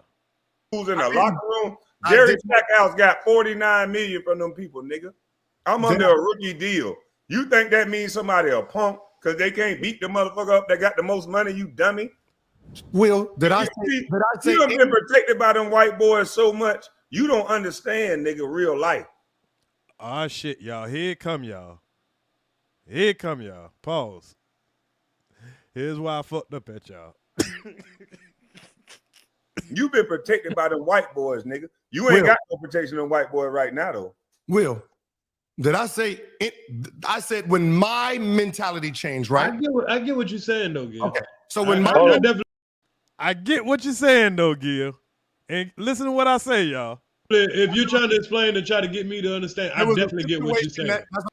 If you're trying to explain to get me to understand, I definitely get what you trying to say. And look at old bitch ass Will, y'all. Because he know he ain't supposed to, you know, agree to nothing. Look at Will, bitch ass. He's scared to speak. He's scared to have his own thoughts. EARZ ain't scared to have his own thoughts. I don't give a fuck who you is. Yeah, this is when EARZ knew he fucked up. Yeah, this is what I do. I fucked up. I said there was a situation that happened when Whatever you can't get what he's saying. That shit what he's saying. EARZ, you can't get what he's saying. EARZ, you can't get what he's saying. What he's saying, and I can do both. I can do what he's saying don't make no sense. So you're gonna tell me in my mind what makes sense and what don't make sense, because see, these people like Kwame, they think that they can tell everybody what to think. We all supposed to be thinking what Kwame thinking. We ain't supposed to have no thought process of our own. I gotta be in agreement with what he thinking. I can do both. I get what he's saying don't make any sense. You know can't what I'm saying? I can do both. I see what he's trying to get off. Because it's never listen to Now, he's trying to talk over me, but he's going to claim that I'm not letting him explain his point. He just keeps saying, what you saying don't make no sense. I'm like, well, no, I get what he's saying. I'm just trying to say, no, what? You can't understand what he's saying, because what he's saying is he ain't saying something. He ain't saying something in my agreement. You ain't agreeing with me. You can't understand what he's saying. Yeah, I can, sir. Whether you agree or not, I can understand. Listen to me. He said, listen to me, EARZ. I say, okay, I'm about to listen to you. That ain't going to change me understanding. I can't help that. I don't need you to think for me. Let me land my plane. Okay. It was never no my team. The nigga just lied what he said. It was never no my team. Okay, you ought to know I'm in agreement with that, because I was saying the same thing you saying. So he needs to explain to me it was never his team, which I already knew. And the man is telling that he felt like shit when the man goddamn told him, you know, nah, you ain't getting the ball, this and that. So that means shit, somebody else getting the ball. Somebody else gonna shoot. I wasn't even thinking about the punking in the locker room shit. But see, him as a little boy, him as a very insecure man, it bothers him that somebody says something that's negative, because he feels like it makes him look a certain type of way. A lot of times I don't give a fuck what makes me look some type of way. Now, if I feel like you disrespecting me, now I'm going to correct that. But this man was really insecure. It was never no Kwame team. They gave Jerry Stackhouse $49 million after being the sixth man of the year, then signed this punk bitch for $66 million. If money talk, man, that nigga just running his goddamn mouth. He tricking you dumb motherfuckers to believing that shit he talking about is real. You can't understand what he's talking about. I don't listen. What I'm saying is your mentality didn't change shit, nigga. Hold on. Because Dan Fagan ran your little bitch ass, nigga. Listen. You was a Dan Fagan boy. If I'm saying, now ain't this what he do with me right now when he don't want me to continue talking? He want to try to argue and all that. You a Bernie Sanders boy. You a Kamala boy.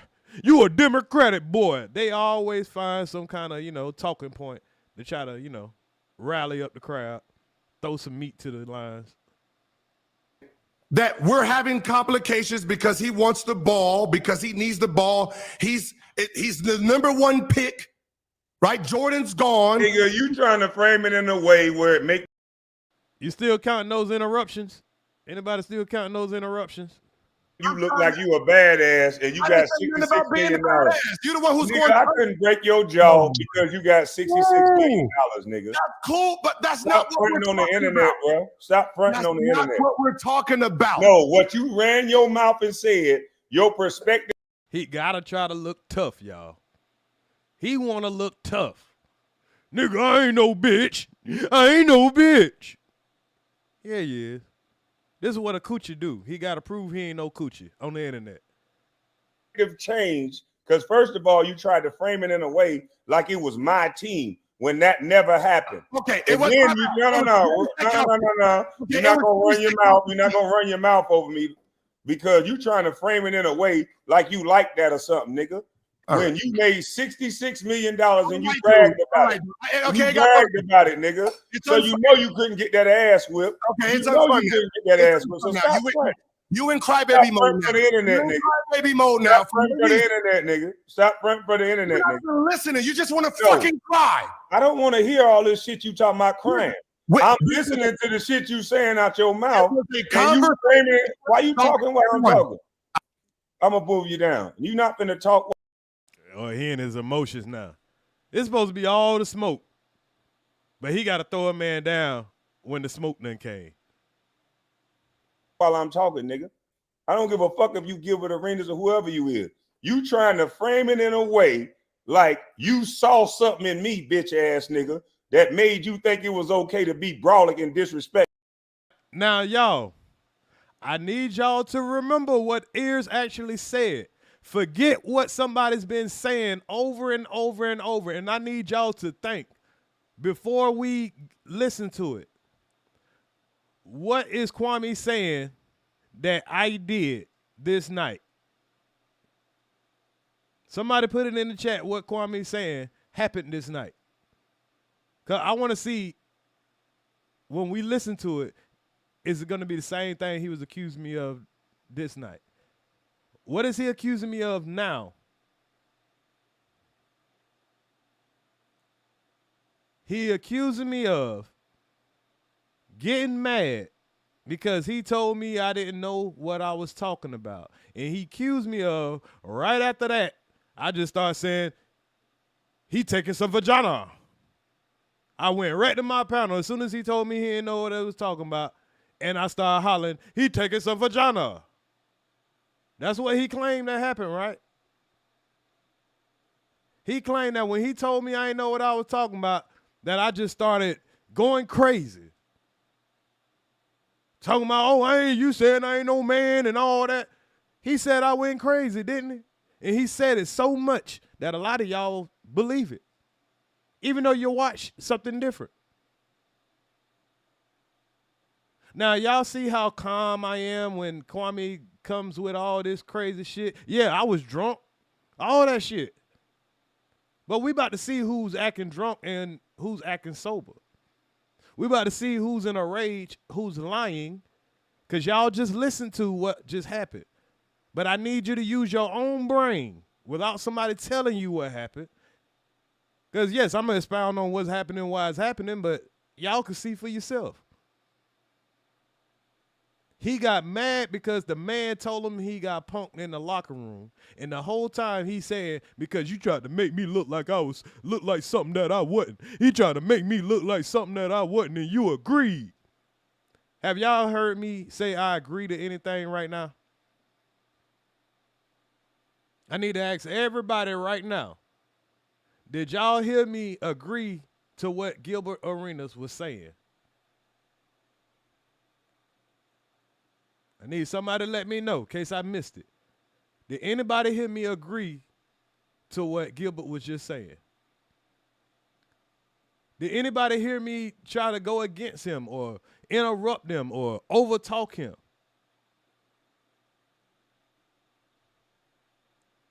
And this live was going on 4 hours in here. I was sitting on the panel, but I wasn't saying too much of shit. Said I understand. And y'all got to remember, we had already had a couple of disagreements before this. Y'all seen where he was just on my panel, and we had the same situation, but I was the host.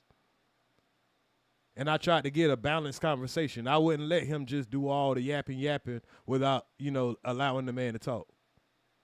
And then y'all got to remember, I had agreed with Sister T when he did this when Gil came on Sister T panel. Do y'all remember how he did Sister T? That's how him and Sister T fell out. She had Gil on her panel, and he accused her of working with Gil, working for Gil. And I, as the, critical thinking person that I am, I was like, nah, bro, you did her wrong, bro. You know that woman wasn't doing nothing malicious, and he didn't like me from that. Because remember, Queen Regina tried to go lie on me and say that I was trying to set up a play with Gil. Said that she had a video of me and Sister T setting up a play. So in the back of Kwame's mind, he did think I was trying to work with Gil. He even made a video after this live saying that I was working for Gil. See, I'm about to remind y'all of a lot of shit within the next couple of days because we about to, put this all on record. And these going to be the only videos popping up on my shit. So we about to get this record clear about everything. How all this shit started. Now that the smoke done cleared. When you know how this shit works. So EARZ, you don't know what the fuck you talking about when you understand what the fuck he's saying. Now, did y'all just hear what he said? So now he was just talking to Gil. Gil is the one told him he got punked in the locker room. All I said, if you trying to get me to understand what you trying to say, Gil, by explaining, I understand. I'm going to have administration chop that part up. That one part. If you trying to get me to understand what you trying to say, Gil, by explaining, I understand. Then I'm going to have a chop up and see, EARZ, you don't know what the fuck you talking about if you understand that. How? You can't tell me I can't fucking understand something. Who the fuck? Can I tell you what the fuck you understand, Jamie Jules? Who the fuck in the chat can I tell what they can understand?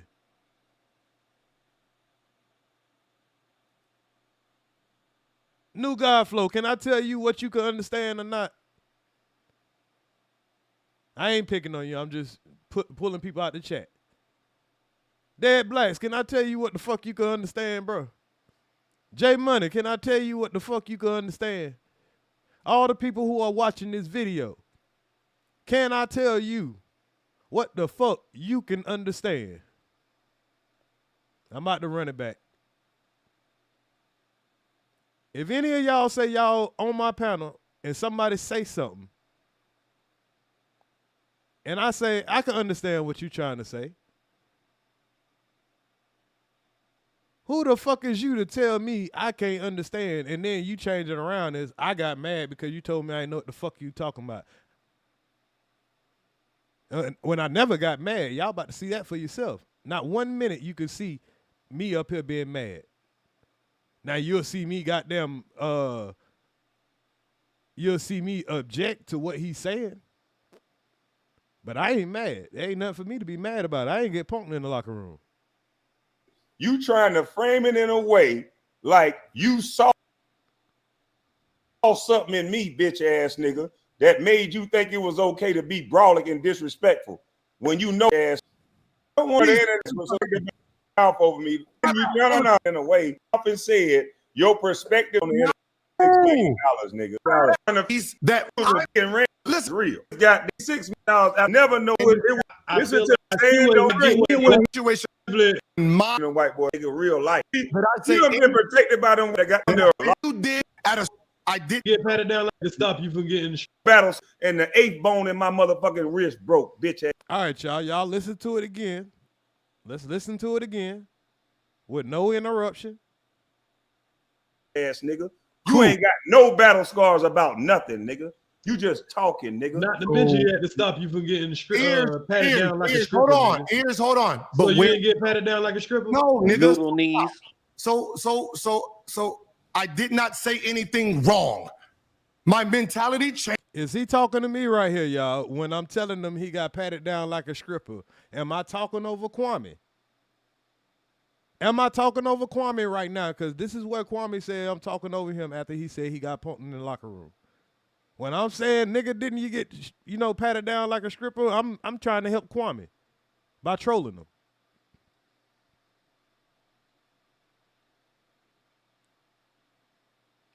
So I can say anything possible to help him, but the one thing that I say to challenge his little tiny ass boyhood,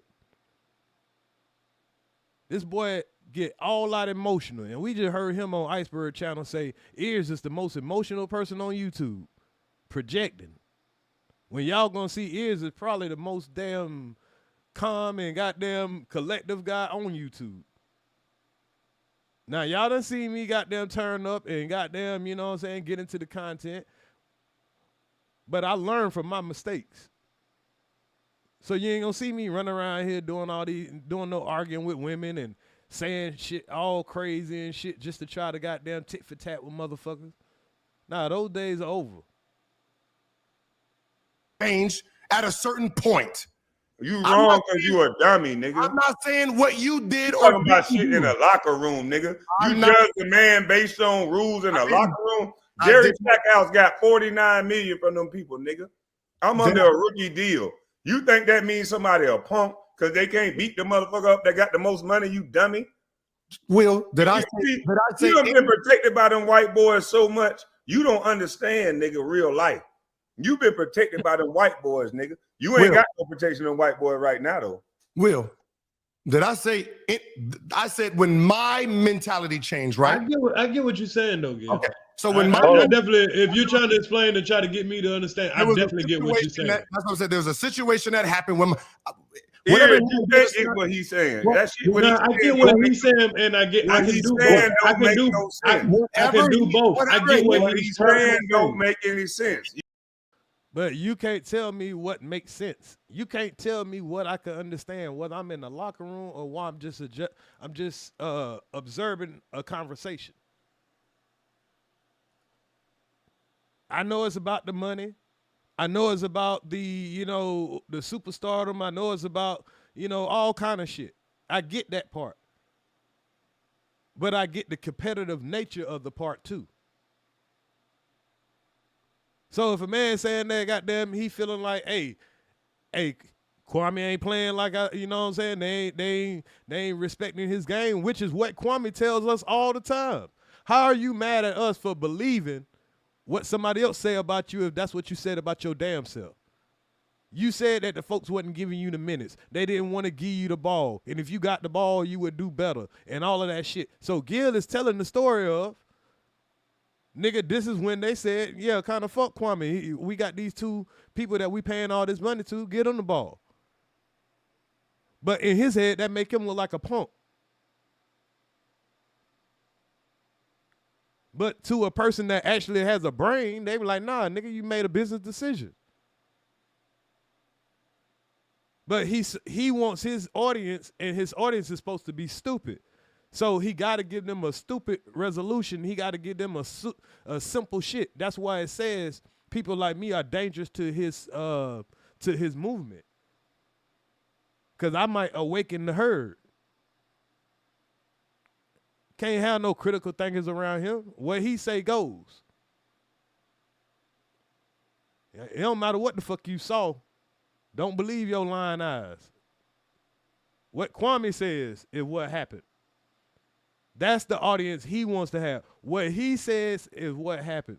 because he wants to control the thinking of his audience. And his audience has trusted him so much, they trust him to actually think for them now. They've been studying this behavior for thousands of years, y'all. That's why I've been playing these videos for y'all, to let y'all know y'all ain't witnessing some unique shit. This is somebody that's taking advantage of the lack of knowledge of certain people, or not just the lack of knowledge, the abundance of sleep, because these motherfuckers have fell asleep at the wheel listening to one motherfucker. You hear so many of them say, I don't watch nobody but Kwame, Carcino, and Damn D. And now they don't watch Damn D no more because Kwame don't watch him. I don't watch nobody but Kwame, Casino, and TJ. Until TJ piss him off. I don't watch, they'll watch whoever the fuck Kwame tell them to go watch. They'll be watching some shit that ain't even fucking interesting. As long as Kwame come in there, they there.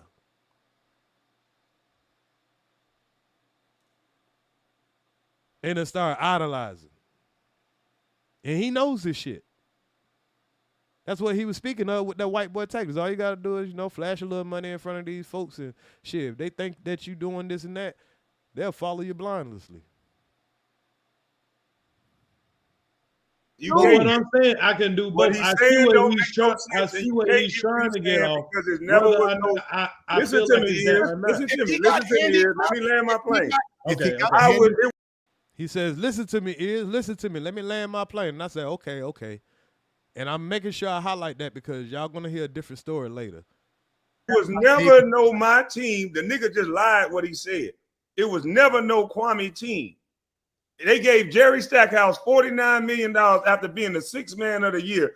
Then signed this punk bitch for $66 million. If money talk, man, that nigga just running his goddamn mouth. And see, he's telling me this story like I didn't agree with him on this theory. But that don't mean the man couldn't have thought in his head because he's not thinking about what the fuck you thinking about. Yeah, he knows that he's the $66 million man. He knows that, yeah, you can't do this and that to him. He knows that the other big man just told you, hey, nigga, you ain't getting it. So, nigga, that mean he getting it. And whether you like that or not, you know what I'm saying? If you want to call it getting punked, I was trying to call it a business decision.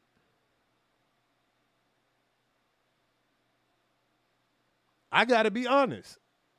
But see, he's such a coochie that he can't even understand the framework of that.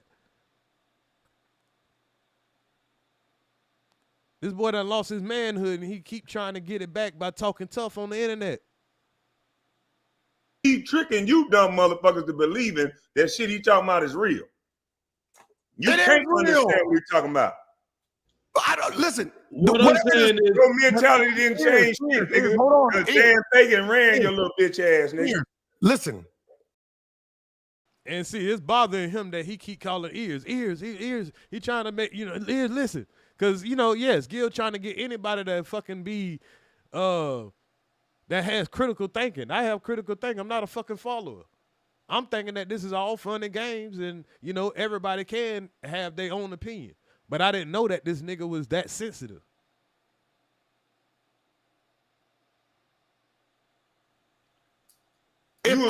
Nah, I ain't even saying he was wrong.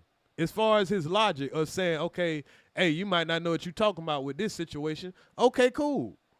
But that's your opinion. But I can still have an opinion of, I understand what my mindset would have been if I was in it. Only thing I could do is put myself in those shoes. And you can't tell me I can't even hear this man's side of the story, but I got to hear your side of the story because I'm cool with you. I got to act like everything that come out this man's mouth is a lie. And act like everything come out your mouth is the truth. When this man has admitted all of his flaws, the man that admitted everything that was embarrassing about himself. So a person like that, yeah, I can believe him. Because he ain't acting like he didn't get beat up in the NBA. He ain't acting like he didn't got there get played by the women. He ain't acting like he didn't take a whole bunch of losses by doing stupid shit. You the one trying to cover up all that shit to try to look a certain type of way. There's nothing wrong with making mistakes. But these niggas trying to play God, I can't respect that shit. Nigga, you ain't perfect. The fuck you talking about? You was a Dan Fagan boy. If I'm saying that we're having complications because he wants the ball, because he needs the ball, he's Now, if you'd have said it like that from the beginning, Gil, I think y'all might could have, I don't know, Kwame would have still felt, found some type of way to say some type of shit. That's just what he do. But this is pretty much him saying the same thing as Punk in the locker room, but he tried to clean it up. That's why he broke down the story. And maybe I was the only nigga that could understand. All of y'all should have been understanding about the complexity of something that serious. So I don't expect a one word answer. Oh, cause you a bitch ass nigga. Man, that's bullshit, man. Tell them what really happened. You know what I'm saying? Some people can understand, but more people can't understand. the number one pick, right? Jordan's gone. Nigga, you trying to frame it in a way where it make you look like you a badass and you got $66 million. You the one who's nigga, going. I couldn't break your jaw because you got $66 million, nigga. That's cool, but that's Stop not what we're fronting on the talking internet, about. bro. Stop fronting That's on the not internet. what we're talking about. No, what you ran your mouth and said, your perspective changed. Because first of all, you tried to frame it in a way like. Now he gonna tell this man his perspective.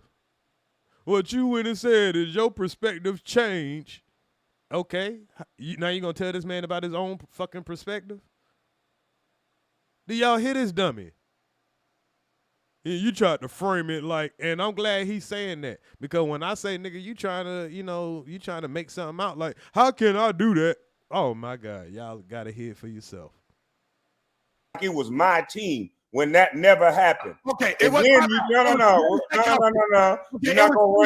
You're not gonna run your mouth over me because you trying to frame it in a way like you like that or something, nigga. When you made $66 million and you bragged about it. Okay, you bragged about it, nigga. So you know you couldn't get that ass whipped. Okay, it's you know unfunny. You couldn't get that ass whipped. So stop fronting. You in crybaby mode now. For the internet, nigga. Crybaby mode now. Stop fronting for the internet, nigga. Stop fronting for the internet, nigga. You're not listening. You just want to fucking cry. I don't want to hear all this shit you talking about crying. I'm listening to the shit you saying out your mouth. And you framing it. Why you talking while I'm talking? That boy triggered about that punk in the locker room. Damn, I should have had my cry music ready. This boy crying at the top of his lungs right now. I'm gonna move you down. You not finna talk while he got so emotional he had to throw a nigga down on All the Smoke Sunday. It's supposed to be All the Smoke Sunday, and he don't want to go back and forth with a nigga. So that means it was all the emotion Sunday. While I'm talking, nigga. I don't give a fuck if you Gilbert Arenas or whoever you is. You trying to frame it in a way like you saw something in me, bitch ass nigga, that made you think it was okay to be brawling and disrespectful when you know how this shit works. So EARZ, you don't know what the fuck you talking about when you understand what the fuck he's saying. Well, how you gonna tell me I don't know what the hold on. No, bro, you don't understand what you talking about. No, That's you ain't why gonna, but you ain't gonna tell me like I'm not a grown ass. I'm gonna tell you that you don't know what you're talking about, what bro. I'm saying is, bro, You don't know what you're talking about. What the man saying out of his mouth, I'm saying I see what he's the hell saying the man is was cap, saying. bro. Now listen to a nigga try to address you. Now you're trying to respond to somebody saying, "Oh, here you don't know what the fuck." Okay, well, hold up. Let's get an understanding of what I was saying, just in case you don't think I know, or you just saying that anything that I can understand of this man is false. Get the fuck out of here, nigga.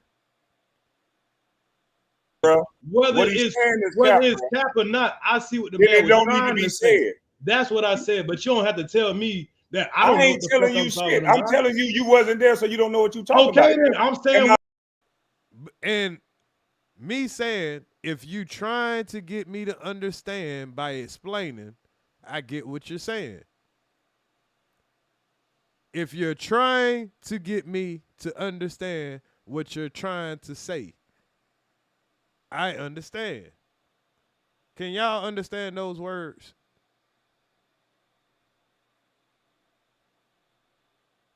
Can y'all understand those words? If you're trying to, I said those words. We're going to clip those words up, and I need somebody to define those words. If you're trying to get me to understand what you're trying to say by explaining, I understand. I definitely understand. Does that mean I agree? What the man is telling, I'm saying what the man is saying. I hear you. That's But all listen, I'm saying. What I'm saying is, do you understand the way the NBA works? I wasn't in the NBA. So that's why I said you don't know what you're talking about. I'm brother. listening to two men. I'm You listening not to two listening. men. You listening to one little insecure boy tell. Yeah, that's you. One little insecure boy. He want me to not consider Gilbert Arenas a man because he don't like him. Bro, no, I'm listening, Listen, and bro. I was about to respond to him and trip Bruh, him up before you told me Ears. what I'm about to tell You're him. not letting me finish what I'm saying to get you to a better understanding.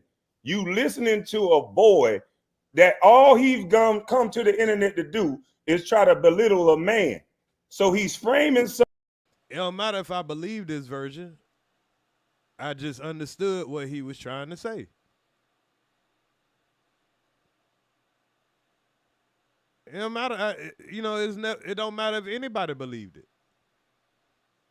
But I understood what he was trying to say. Because as he was talking, I put myself in the situation. I said, okay, let's say I come to a team. I'm the biggest paid person on the team. But I don't really know who's the star of the team. But, by rule of thumb, I'm going to say, hell, the person that they just drafted and maybe the oldest person, you know what I'm saying, that just was the sixth man of the year and I know of. So if we have a team meeting, because I only took 3 shots, I know I don't want to step on nobody's toes. And then we get in the team meeting and the leader of the team, and you hear Kwame saying, hey, I need the ball more. I need to be like Jermaine O'Neal. I had the ball 16 times. I shot the ball 16 times. I had 16 points. That ain't bad. I mean, that's 50%, right? If he made goddamn 16 layups, that would have been 32 points, but he had 16 points, so that's 50%. That ain't bad. I don't know if they won or lost. But the leader of the team didn't agree to that. He was like, nigga, you know, 16 point nigga, you ain't gonna be having that shit every night, bro. We got Gil over here. So Gil like, okay, cool, shit. That's what it is? Nah, he shouldn't have said he got punked in the locker room because that triggers a weak-ass nigga. But he could have cleaned it up. If he tried to clean it up. That's why I understood where he was trying to clean it up. I know a lot of people didn't catch that, but I caught it. That's why the story took a little longer, because he broke it down of why he said he got punked in the locker room, but he tried to change the way what he was saying instead of he got punked in the locker room. But in Kwame's head, he already heard you got punked in the locker room. So Kwame like, nigga, you trying to make it look like I was weak. That's why I ain't beat the nigga up and all that, this and that. Nigga, I was worried about my career and all that. Yeah, I agree with that shit. I don't think he should have started fighting. I don't think you're a punk because you didn't goddamn jump on Jerry Stackhouse and do all that shit. So yeah, Gil said that as a trolling point, but at the same time, he was still saying that's what gave him the confidence of, nigga, I need to start shooting the ball more because the team does not want to go to the younger guy, the big man and all that shit like that. He's not the leader of this team. No offense to him, but he's just not the leader of this team. He got to do what Jerry Stackhouse recommends. And they recommend Gil start shooting. So Gil showed the numbers. So the evidence added up to, the facts.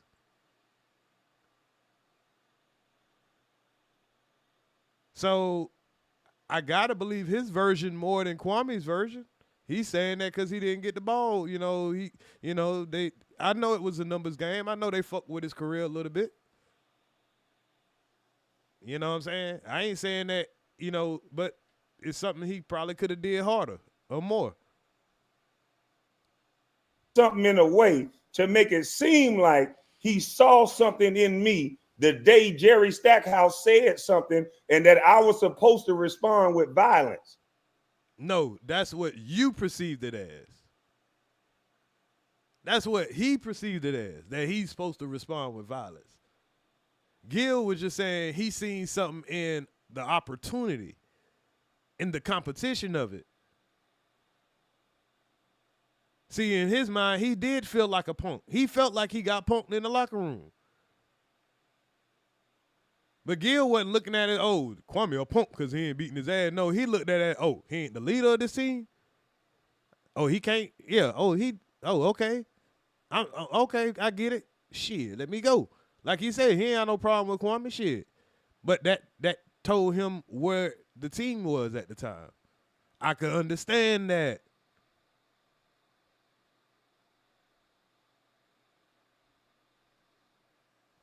So he saw something I ain't got to agree with what happened, but I can understand. in me that made him shoot the ball every time. And then you come up here and say, I understand that. Okay. That's my thoughts, right? That's my opinion, right? Here's a nigga that's mad. Who is mad right now? He told me I ain't know what the fuck I was talking about, but okay, if I'm the one mad about him telling me I don't know what I'm talking about, why is he mad because I understood something?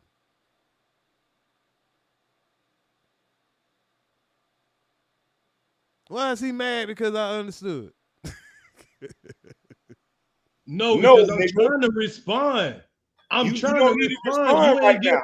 I'm not giving done. me a I'm not chance to done, though. respond. I'm gonna give you a chance to respond, but you I talking was while talking I'm about talking. to him.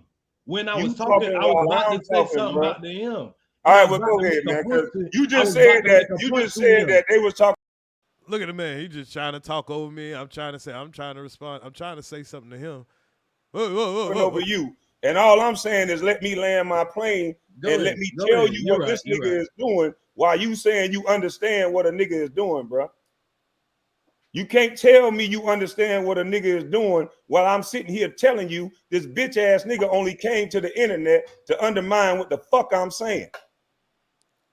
So because he's telling me that the nigga only came to the internet to undermine what he's saying, I can't understand shit. No, nigga, that's your motherfucking opinion. And I'm going to look at the motherfucking evidence.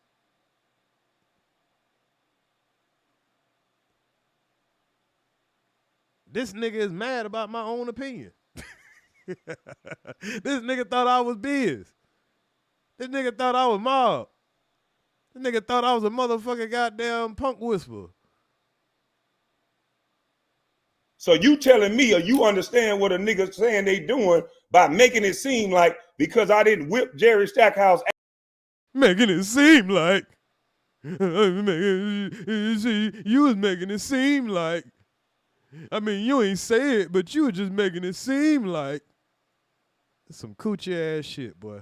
Ass when he talked crazy to me, I was supposed to beat him or something. When I'm under a David Stern order that if I get in any more fucking fights because I done broke my fucking knuckle and an eighth bone in my wrist, and because I can't get in no more fights because I didn't fight Jerry Stackhouse, somehow Gilbert Arenas is justified like I'm some punk. No, my nigga, we like I'm some punk. Not doing that. Hey, hold on. Let me let that play all the way through clear. Because we got to clip that up. Did this boy say, yo, acting like I'm some punk? Hold on. Let me clear my screen so we can get that. Driving like I'm some punk. Oh, that boy was hurt. Him was hurt. He tried me like I was some punk. Y'all don't hear me crying. I'm like, oh, you told me I ain't know what I was talking about. Well, you told me I ain't know what I was talking about. But you gonna hear this nigga crying about this getting punked in the locker room. What a nigga saying they doing by making it seem like it's looking over you. But you talking I was while talking I'm about talking. to him. When I You was talking, I was while about I'm to say talking, something bro. about to him. All And I right, was well, about go to ahead, make a man. point Because to. you I just was about said to that make a point to him. they was talking over you, and all I'm saying is let me land my plane Go and ahead. let me Go tell ahead. you You're what right. this You're nigga right. is doing. While you saying you understand what a nigga is doing, bro. You can't tell me you understand what a nigga is doing while I'm sitting here telling you this bitch ass nigga only came to the internet to undermine what the fuck I'm saying. So you telling me or you understand what a nigga saying they doing by making it seem like because I didn't whip Jerry Stackhouse ass when he talked crazy to me, I was supposed to beat him or something. When I'm under a David Stern order that if I get in any more fucking fights because I done broke my fucking knuckle and an eighth bone in my wrist, and because I can't get in no more fights because I didn't fight Jerry Stackhouse, somehow Gilbert Arenas is justified like I'm some punk. Like he's some punk. That's what the man mad about, y'all. This is what Kwame Brown has been mad at ears to the streets for the last 2-3 years.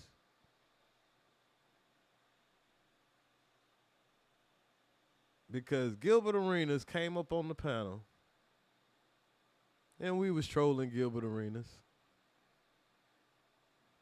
And Kwame was having a fun time. Me and Kwame just trolling the hell out of Gil. And then Gil told a story that I guess it was really true. Because it started, Kwame started crying like, he trying me like I'm some punk.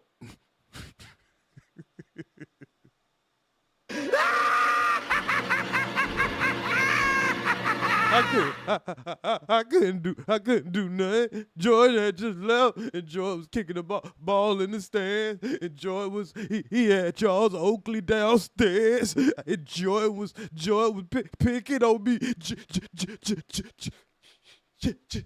Joy, I can't. He won't even let me wear his shoes no more. He told me he better not never catch me buying a pair of Jordans. Yeah,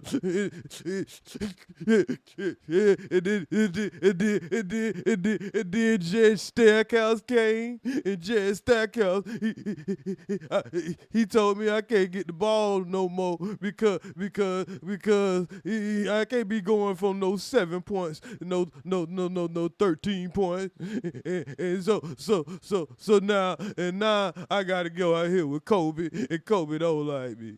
Kobe don't like me. No, Kobe don't like me, and nobody like me. Now he want to lash out on YouTube. He done started off on YouTube and thought he was the shit. Now Gil done came through and smacked this nigga back down to reality. He back down here arguing with EARZ, still mad because another man told him he got punked in the locker room. And I told that man I understand. And, you know, I didn't think I was co-signing the man saying he got punked in the locker room. I understood it was a business decision. But we're seeing now that it was the point where his ego got hurt because he thought when Jordan left, it was going to be his team. He thought he was the future.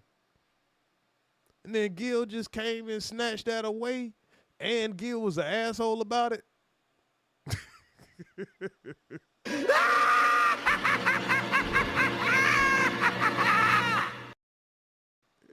Yeah, Gil was an asshole about it, how he just swooped through and just, you know, fucked up this nigga whole future. And then he see LeBron come in a couple of years, and, you know, he knew it was over for his ass once LeBron got there. They went back there, like he say, they was giving people money. They was giving people money before me. But then when I got there, they don't want to give me the money. They want to give me $3 million. But they was giving them $80 million before that. But now when I get there, and then when LeBron came, LeBron Now they want to give LeBron whatever he want to. LeBron get everything. Why LeBron get everything? They give LeBron every little teammate he want. They give LeBron. When LeBron came in, LeBron got $80 million. I'll break LeBron. Man, LeBron ain't even give me a he ain't even give me a shout out. I opened the door for this. I was the first one. No, my nigga, we not doing that. We not saying we understand that. Nah, my nigga, we not doing that. We not saying we understand that. Who the fuck is a we? Did y'all just hear this boy try to tell me what we gonna do? What we can't understand? Which one of y'all niggas get talked to like this? Because it ain't ears to the streets. I let that shit slide this first time. And I see you gave a nigga an inch, he wanted a mile. Pause. We not understanding it, no shit. Like, let me play that shit back. So this is what I ain't gonna say it pissed me off, but this is what was the most disrespectful part to me, and that let me know, okay, this nigga on some fuck shit. This nigga say, nigga, we don't understand that. Who the fuck, nigga? You must be talking about you and Will Allen and this nigga KJ and Dre Cortez. You must be talking about them niggas and Biz. Will Allen, who are you talking about? All them niggas. Who the fuck is you talking to, nigga? We don't understand that. You can't tell me you understand what a nigga is doing while I'm sitting here telling you this bitch ass nigga only came to the internet to undermine what the fuck I'm saying. So you telling me or you understand what a nigga saying they doing by making it seem like because I didn't whip Jerry Stackhouse ass when he talked crazy to me, I was supposed to beat him or something. When I'm under a David Stern order that if I get in any more fucking fights because I done broke my fucking knuckle and an eighth bone in my wrist, and because I can't get in no more fights because I didn't fight. And this is crazy because he talking about his eighth knuckle in his wrist, but he said he did that while he was visiting the University of Florida. This is 3 years later. This is after Jordan left. David Stern said that 3-4 years ago. Y'all see how the boy lied, and I ain't got to be in the damn locker room to understand. I'm just saying, do y'all understand that the man is saying when he went to visit the University of Florida, he got into the fight, he broke his goddamn wrist bone, so he went and joined the draft instead of going to college because he knew the risk of, and David Stern probably told him out the gate, hey man, don't be fighting in my league and all that shit like that. But you done went 3-4 years, and nobody ain't saying you supposed to fault. But that's what his mind is thinking because he don't have the framework in his mind to understand that nobody's saying that you had to do that. He was just saying you got punked because that was the first thing came to his mind. But Annie is probably trolling you. But he's saying that you didn't get punked in a way of getting you scared to get beat up. But you got punked in the way of the pockets. You got punked by the system. And you even admit that. The league punked you. The NBA punked you. And they probably would have punked any of us. They done punked a lot of niggas. And like you say, stars are made. I mean, you know what I mean? So you acting like we can't understand that you got punked by the league. So what? Hell, a lot of us would be glad to get punked by the league. But it's eating you up inside, obviously. Jerry Stackhouse, somehow Gilbert Arenas is justified like I'm some punk. No, my nigga, we not doing that. We not saying we understand that. We're going to stop right there and let me explain my story, and then you tell me if you understand that. You let me know it's my turn to talk. He want to tell his stuff right. We ain't understand that, my nigga. We ain't goddamn hearing that, my nigga. Who the fuck is we? We ain't listening to no another nigga. We gotta play that back one more time. And hey, y'all, pay attention when I say, let me know when it's my turn to talk. And he gonna say, it's your turn to talk now. As soon as I start talking, that nigga y'all tell me who the one mad and who the one ain't mad. I'm an eighth bone in my wrist. And because I can't get in no more fights, because I didn't fight Jerry Stackhouse, somehow Gilbert Arenas is justified like I'm some punk. No, my nigga, we not doing that. We not saying we understand that. We're going to stop right there and let me explain my story, and then you tell me if you understand that. You let me know it's my turn to talk. It's your turn now, because you were talking while I was talking after I heard you say you understand a nigga trying to make me look like a bitch. Okay, well, if you would have let me finish, I was. No, you gotta let me motherfucking finish, dog. Well, I didn't know. You I heard was a nigga trying to. I was talking. That nigga. That boy don't know you gonna let me motherfucker finish. Hey y'all, I was about to bust out laughing, but I had to keep my straight face, y'all. That nigga, no, nigga, it's your turn to talk. I said, but if you'd have let me finish, no, nigga, you better let me finish.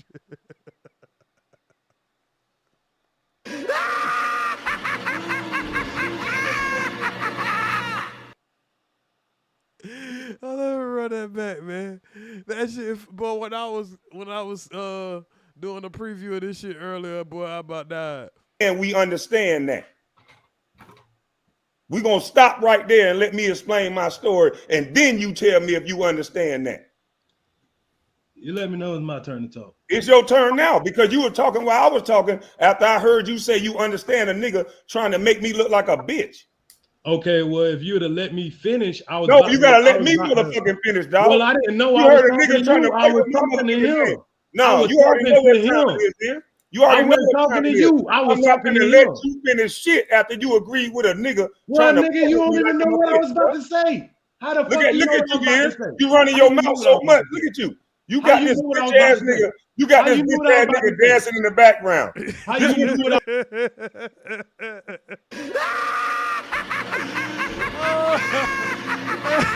And that nigga is on 10.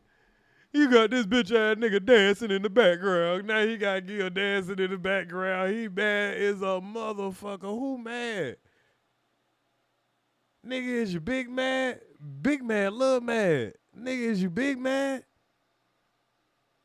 Damn. I was about to say? You got. How I you don't know want what to I hear was what about you to got say? to say. You got this bitch ass I'm nigga about to tell dancing the in the nigga. I'm about background. to say. I got the nigga dancing in the background, so what I do? I got the music playing. What I did to make this man dance in the background?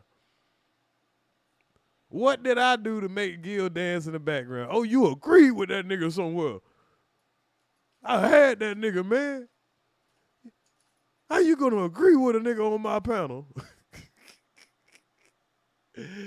Oh, man, I was supposed to stay the fuck away from this nigga, man.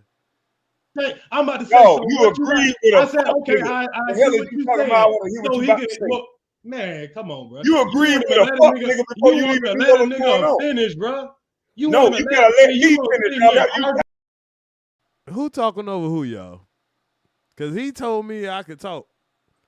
I said, let me know when it's my turn to talk.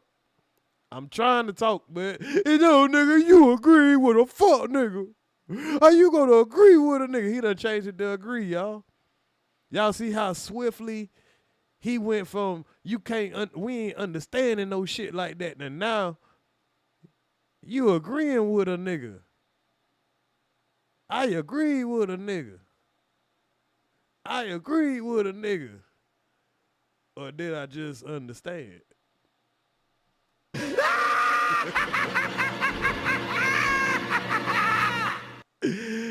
Oh, boy, this nigga here. Well, this nigga is 38 hot. I thought I was the one that was mad because I got told I didn't know what the fuck I was talking about. me in front of all these folks You about cut this people crazy off ass too shit. goddamn much, You bro. want him to let me fucking finish talking. You cut people off too much, bro.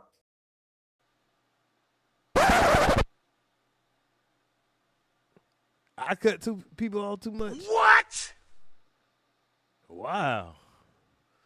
Damn, y'all. Y'all hear this nigga telling us, man, you cut people off too much. You cutting me off. I You was talking to him. about no. You I was took this shit personal. all right. Go and ahead I'm and talking talk, to man. him. You whine too much, man. Go ahead and talk. Well, what the fuck is you doing?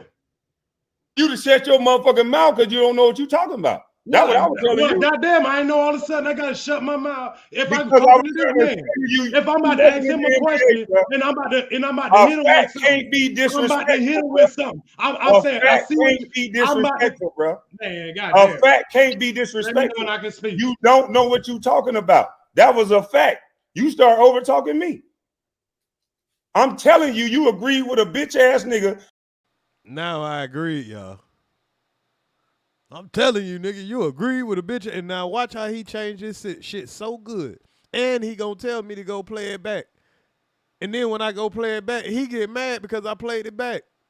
He tell me to go do a review on it. And then when I go do a review on it, he over here now telling y'all, yeah, he went and made 2 videos about the shit after we said it was over. Well, you told me to go review the video. That came to the internet all day trying to undermine me as a man. And now he told a bitch ass story. You about acting some like shit you don't I know what you agree talking with about. this nigga. You acting like I ain't on your fucking No, side. I acted like I asked you. I acted like I asked you. So to let you me saying finish I'm what I not was on your saying. side? Is that what you saying? I'm saying you were cutting me off from Are finishing you what I saying I'm not on your side? You're doing You it know right. I got You're something on doing my it right sleeve. now, bro. You asked me a question 3 times. I asked you a question 2 times. And if you're going to ask somebody a question, it's safe to just answer the fucking question. Maybe they won't have to answer the question, ask the question again. But he got 1,000 questions, but he never answers a question. He practiced a game of ask continuous questions, but never answer a question. Never did, never admit wrong. And the moment I'm trying to respond to you, you talking again. This is why the argument started. It shouldn't be an argument. You the one mad. I'm saying, nigga, you want to sit here and yell, but now I got to raise my voice to talk louder than you because it's supposed to be my turn to talk, but here you is trying to talk over me. So after a while, it didn't take long, I realized what he was on. I realized he was trying to gaslight, and I realized this is the moment he was about to take his shot. Because I kind of knew it was coming, but I just didn't want to believe it. Because if you was around back then, I had pulled away and stopped fucking with him after a while, after the whole Sister T shit. And I sent his cousin the goddamn mention, like, when he was trying to summon me up to a panel and shit, after he had them sneak dissing me and shit, I was like, you know what, bro, I ain't coming up to that shit. This nigga sneak dissing me about that bullshit. Y'all got that bullshit, man. That nigga damn D playing the hell out y'all niggas. And he took that shit personal. So cool. See, it was a lead up to this point. Y'all, he tried to make it to y'all like it was just, some random shit. This was a boiling up point.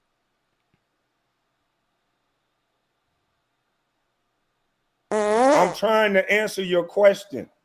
The moment I heard you disagree or agree with this nigga, then I got to have a right to rebuttal your agreement, bro. You tried to cut me off while I'm trying to tell you why I think you wrong. If a man can say to you straight up and down, EARZ, I think you wrong about your agreement, then you should respond back why you think I'm wrong. You telling me stop talking. I'm finna tell you why I agree. No. Ain't nobody hear me tell this man to stop talking. That was him telling me to stop talking. But y'all understand how it don't matter what happens. It don't matter what happens. It matter what he tried to repaint back in your mind. He will remake a whole story and say, that's exactly how it happened.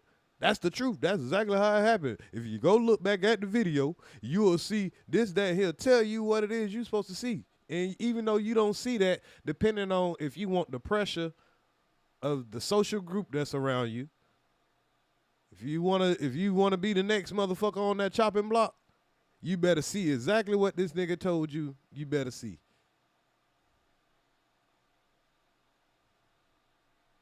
I'm gonna tell you why you wrong first, and then you tell me if you agree. He gonna tell me why I'm wrong, and then I'm gonna tell him if I agree. He want me to get in this herd mentality so bad. Nah, you don't get to tell me what the fuck I'm thinking, nigga, or what the fuck I saw. I can't help that your fucking ego is soft. You gotta try to prove you so damn tough. You want me to believe you tough, nigga? Go punch Oakley in the face, nigga. I mean, go punch Jordan in the face. You so damn tough. You wanna beat up on the you wanna beat up on motherfuckers, anybody that you feel like smaller than you. You so tough, go beat Matt Barnes' ass. You got all this fucking fighting energy all the damn time. Matt Barnes wanna fight, nigga. He with the shit. Stop trying to act like you looking for somebody to fight that don't like you. All that anger built up and shit, nigga. Sit your coochie ass down somewhere. But can you at least let me tell you what I'm agreeing to? Go ahead, but bro. This nigga done said agree so much, he done made me think that I agreed to some shit. Do y'all see how that shit work? We went from understand to agree in less than motherfucking 3 minutes. The nigga was so good with changing up the reality of what was going on. The nigga had me thinking I agreed. Bro, you was doing it at the same time I was talking. But you don't even know what it was I was agreeing to. It doesn't matter. Listen, ears, what part of your brain are you not hearing? All I'm saying is let me finish what the fuck I was saying, and then whether you agree or not, or whatever you were saying, just stop talking while I'm talking, bro. You was interrupted. When you go back to the replay, you're gonna see you were talking while I was talking, bro. If I was talking while you was talking, I'll say I was wrong. I thought I was asking the man a question. No, watch when you go back. Listen. Can I get something out, bro? I'm gonna tell you exactly what to go back and look at, and so you can know. Can I get something out? Hey, we need a new counter. I mean, do we still got a counter? So now we got the conversation, supposed to be conversation between me and Kwame. Now, he's saying that he's about to make this whole thing out to be I'm talking while he talking and I was talking while he was talking earlier, even though nobody heard me talking. And it's going to be such a slap in the face to him because when we get to the part of where I'm going over the video and I'm showing him the video where he claiming I'm talking while he talking, it's going to make him even madder. It's going to make him so mad that I actually show the proof. But I don't think we're going to get there tonight, y'all. We're going to have to put this in a series. I think we're going to name this Who Got Punked in the Locker Room. See, we're going to make this episode 1. From the beginning. Yeah, I'm going to make this a whole fucking series, man. Who got punked in the locker room? No, I want to get this on record, bro. Go back and look at when I disagreed with you. You said you mad at Damn D for disagreeing with you one time. And y'all, this is how he started summoning the people that, hey, go ahead and goddamn get in front of this. Because y'all remember me and Damn D had just fell out about a week ago. You know what I'm saying, about the shit with my mama and, you know, him and them having a discussion about my deceased mother. So now he's going to start throwing Biz and start throwing Damn D and all that stuff like that. Now, I think I'm going to have to do a separate episode where me and Biz had our back and forth because that shit is so funny to me.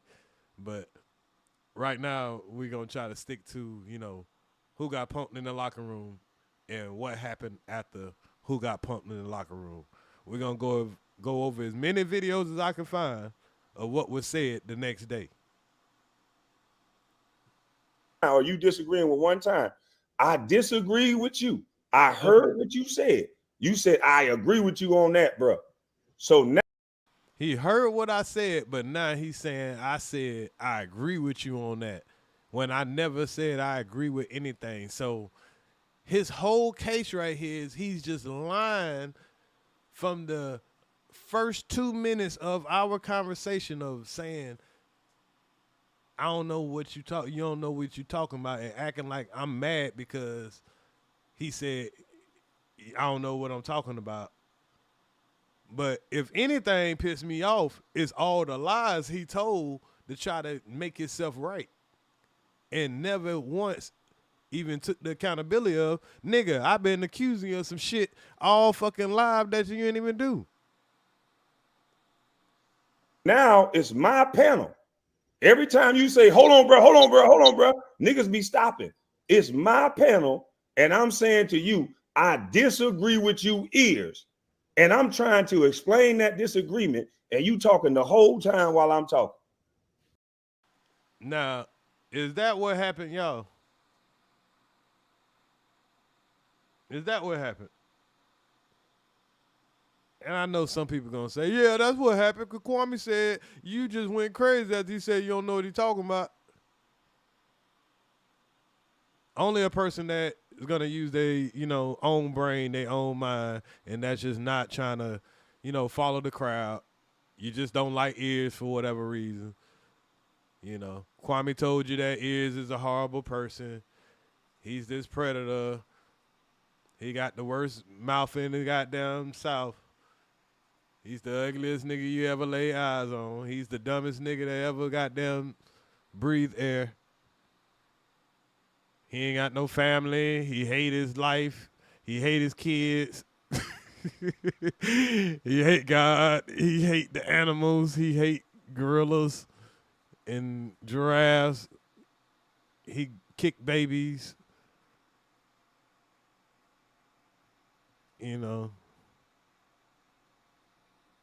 Yeah, all that. That's that guy over there.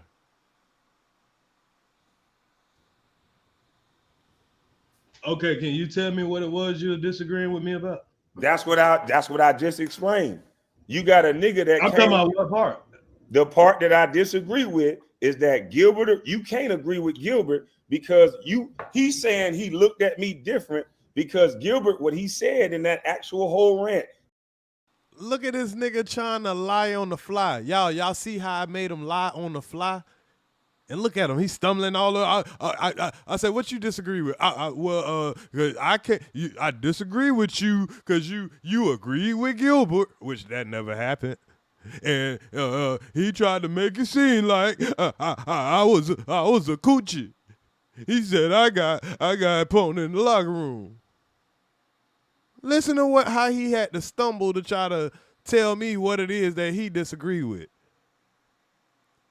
This is some real Sigma versus Alpha shit, y'all. I ain't lying. This is at the workplace, y'all. This is conflict in the workplace. He couldn't just answer that question when I asked that, but he knew it was a good question. It fucked him up.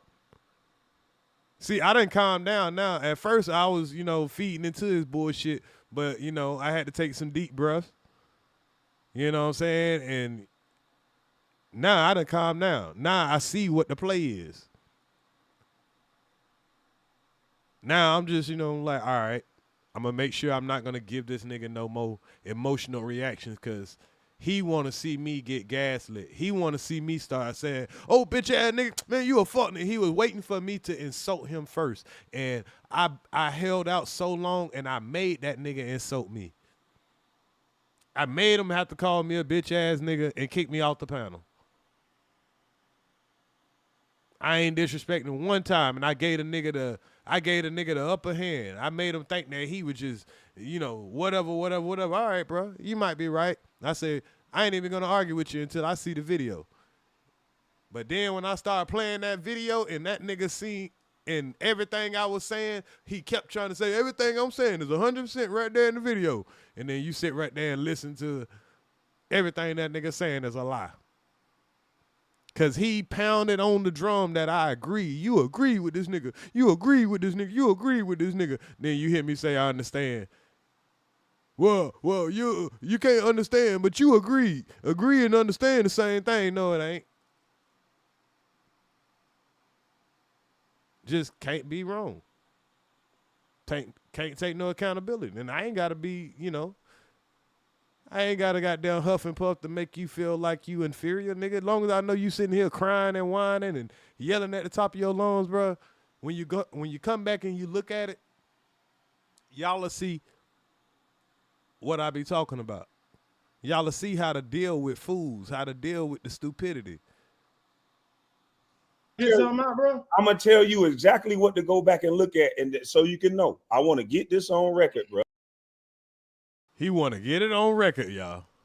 He gonna tell me what to go back and look. He ain't telling me, get it on record. But when you get it on record, they say, oh, nigga, you still heard about that shit. Oh, you bag, a nigga told you, you don't know what you're talking about. They don't want this on record. They don't want the records to be revealed. And then when they're being revealed, they won't look at it. Look at the Epstein files. Why nobody don't want to see the records now?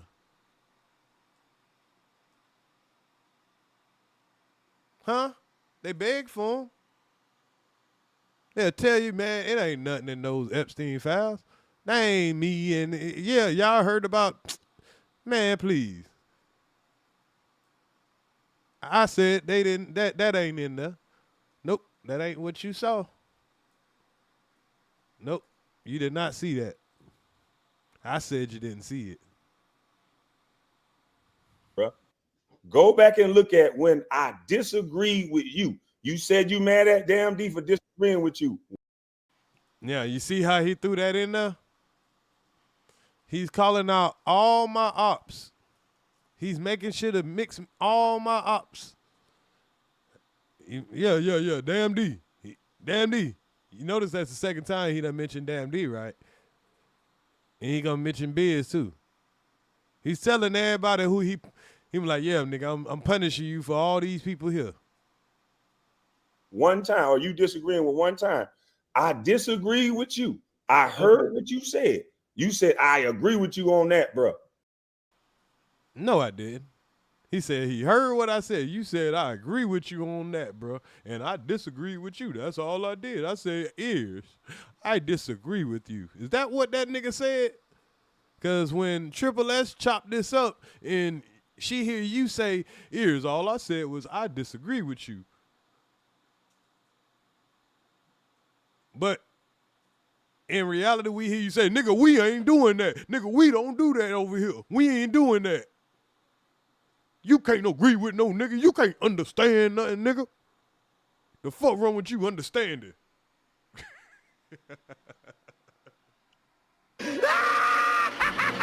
So now it's my panel.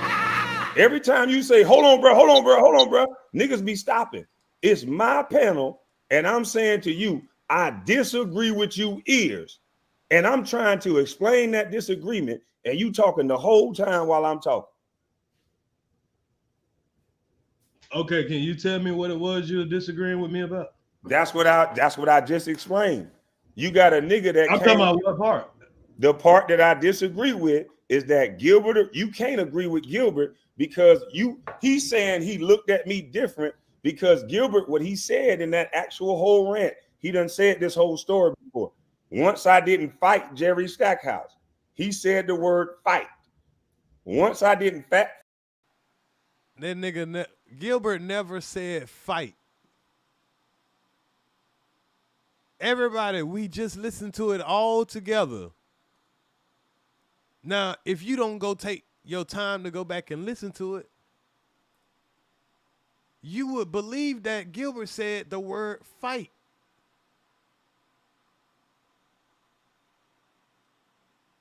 Gilbert never spoke the word fight. He just said you got punked in the locker room. And then he went back on his words and went and gave the story of how he felt like, you know, you might have got bullied, you know what I'm saying, out of your position. What's good, Lanice? He never said you should have went and fought. Fight Jerry Stackhouse, he saw I wasn't him. So he's trying to make me look weak. No, you felt weak because he said that, and I said, I understand what you trying. If you're trying to get me to understand Gil by explaining, I understand. But being that you such a coochie, you mad at me because I told Gil I understand.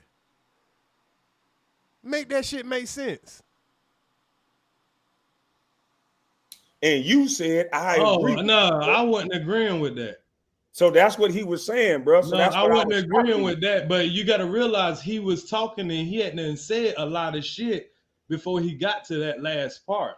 No, I you wasn't didn't. agreeing This with that before part already, though. EARZ. How many interruptions we at? Counter. Salute. Make sure y'all hit the like button. When this video is done, man, make sure y'all hit the hype button, man. The hype button is a way to help EARZ get into the algorithm, man. You know, we up on late night hours. We getting these watch time hours up on this channel so we can remonetize it. And then we'll be doing some more stuff on our other channels, man. Make sure y'all sub up to all the platforms. You say, is the K for Kwame? Coochie. Say the K is for Kwame. Isn't it misspelled? Nah, it ain't misspelled. It ain't misspelled. We spell his, we spell his coochie with a K. He a special type of coochie. You know what I mean? Coochie can be spelled with a K also. You know what I mean? You know, like Katie, sometimes you spell it with a C, sometimes you spell it with a K. You know what I'm saying? Eric, sometimes you spell Eric with a K, sometimes you spell it with a C. But the way he acts, he's not like a coochie, but he's a coochie. You get what I'm saying? He ain't the coochie that you got. He the coochie, he the coochie that he is. I mean, I hope you understand. Salute to you.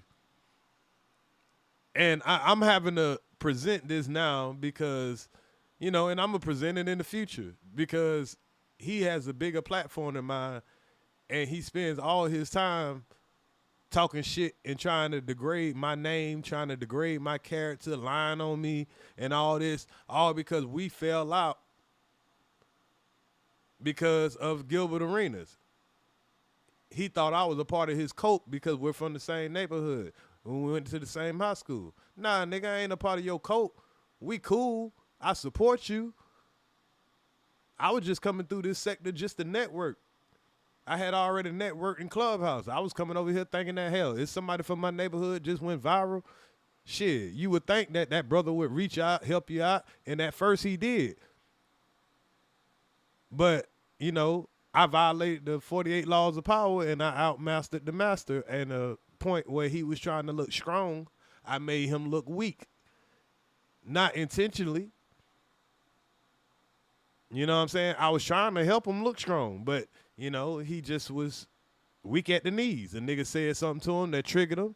Nigga told him he got punked in the locker room and, you know, now the man is crying and now he want to change it. All I said is I understand. Hey, Gil told an interesting story that was understandable and I understood.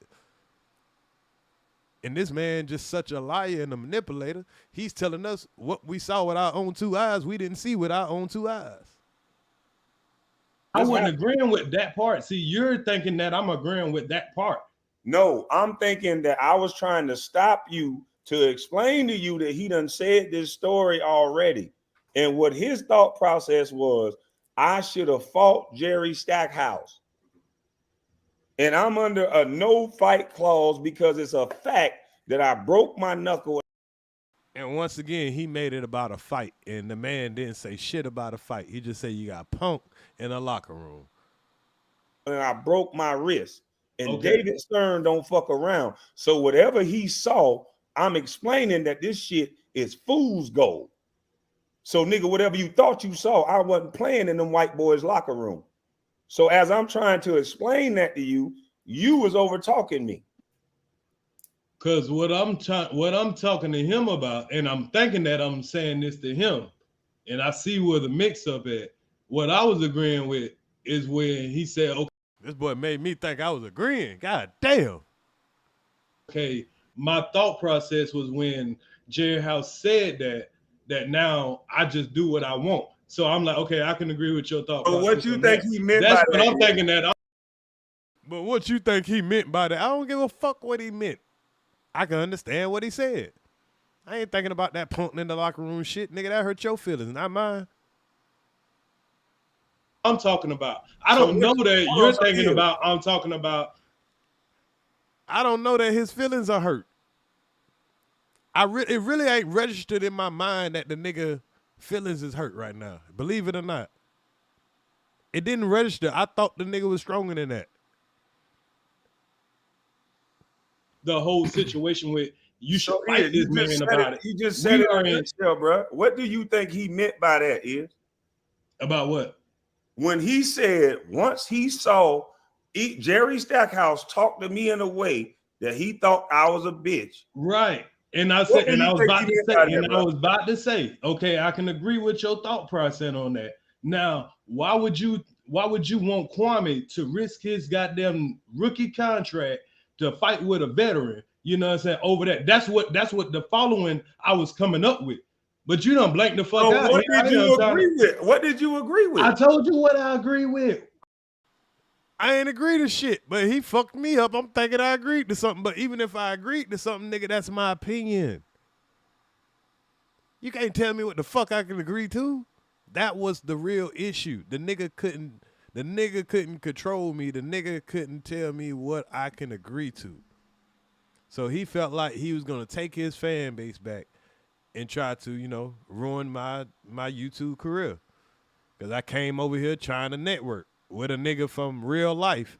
And this is what niggas really do in your community. You get way more love and respect from strangers than you do motherfuckers you know in real life. I ain't lying. On what? When the man said, goddamn, Because keep it real, y'all. Do y'all think Kwame would be going as hard as he do and trying to focus in on me like he do if he didn't actually know me in real life? That nigga go hard on me than he do goddamn Anton or Gil, any of them niggas. He even want to get back with his family, nigga, just to try to gang up on me. He's still trying to rally up the troops, trying to get motherfuckers to only talk about me. All right. When Jerry Stackhouse said that made him start shooting more and all that. I said, okay, I can agree with why you think that like that. But I was about to say, oh, no, you not comprehending. You not nigga. So even if I ain't comprehending, nigga, let me think what the fuck I'm thinking. You can't tell me what the fuck I gotta be thinking, nigga. That's where he fucked up at. Trying to tell a nigga like me what I got to be thinking to make him happy, to satisfy his ego.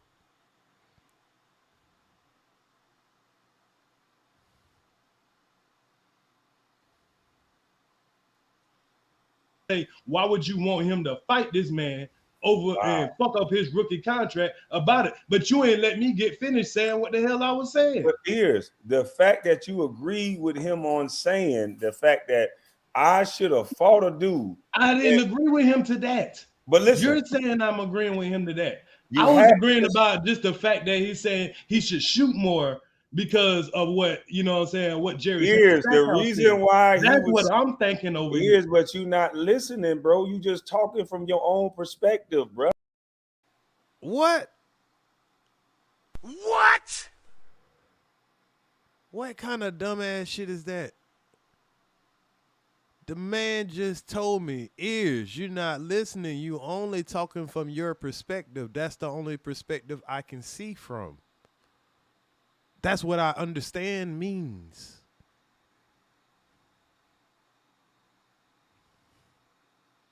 Do this boy understand? Boy, if you don't get your chicken-eating, watermelon-munching, corn-chip-smelling black hole, looking Kool-Aid drinking, eat-the-bone-cracking afro, having cotton-picking Jordan 4s wearing thug life, having Call of Duty playing anime, watching basketball bouncing line up, Having ass up, goofy ass monkey. Y'all, do y'all see why I show y'all these videos? Do y'all see how frustrating it is to deal with a damn dummy? Boy, if you don't get your...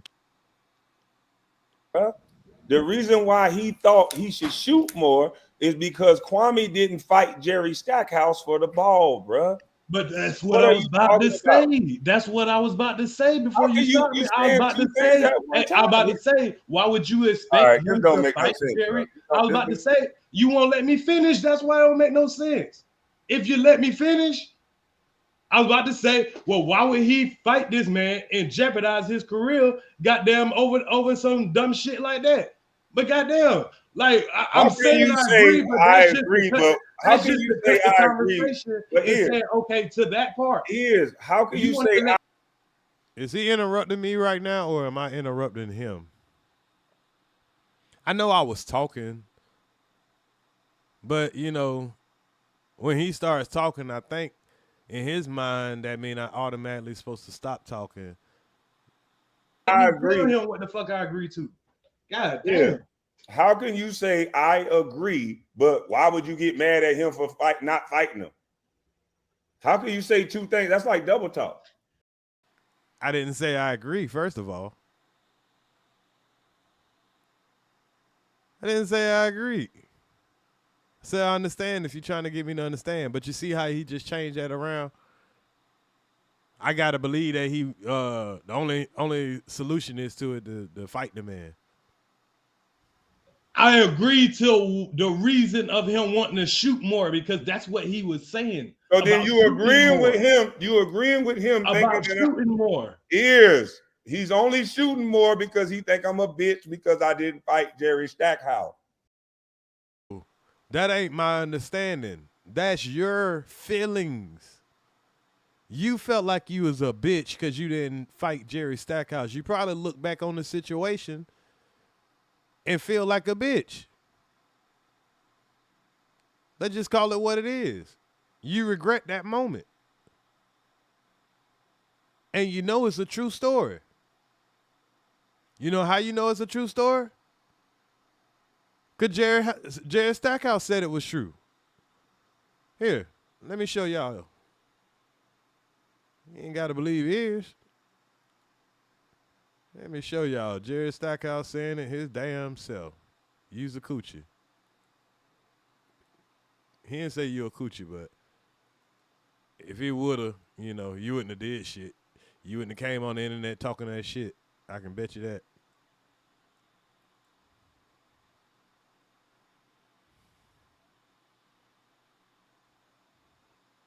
Let's take a little intermission to check out what people were saying about him.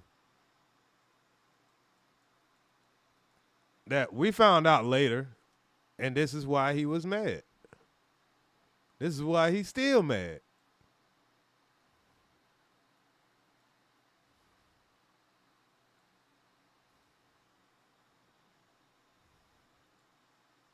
That I wasn't passing the ball. It was leading up to Toronto, and players is complaining that I wasn't passing the ball. I'm thinking That's what I like. That's what I like. But I'm thinking like, oh shit, you know, I'm new. You know, I only take like 3 shots that game. 3 shots, had 7 points, and it was at the end of the game. We had a team meeting the next day. We got the players, one player talking about he need the ball, treat me like I'm Jermaine O'Neal and all this stuff. Now, at this time, I don't know who he is. So I'm like, all right, shit, you know, Jermaine O'Neal. Throw it down to the big fella. You know, I'm all on board. Jerry Stackhouse came in here and said, man, what the fuck we doing in here, man? I told your dumb ass, if you average 7 points last year, you're going to average 9 this year. You are not jumping from 5 points to 20 points. You are not that type of player. This goddamn meeting's over with. Go sit your coochie ass down, boy. Sit your $5 ass down if I make change. And Kwame knows this story is true, and being that Gil can tell this story on the big platform and make him look like the coochie that he was born. And this hurts the alpha's ego. His story never changed. Kwame's story changed. He broke his wrist in goddamn college, and 4 years later, he's still talking about he goddamn just had a speech. Get the fuck on to the players now. Nigga put his head down. Man, you know. Hey, Stackhouse said that. Oh, hey. Google it. Look, shot about 30 shots the next game. So you had 7, then 21, 35, 35, 27, 26, 28, 23, 40, 30, 28, 27, 27. The shot attempts went from 3, 15, 23, 27, 20, 20, 20, 22, 15 to 33. Them receipts don't lie. Them receipts don't lie. And that's what a liar don't want you to see. Yeah.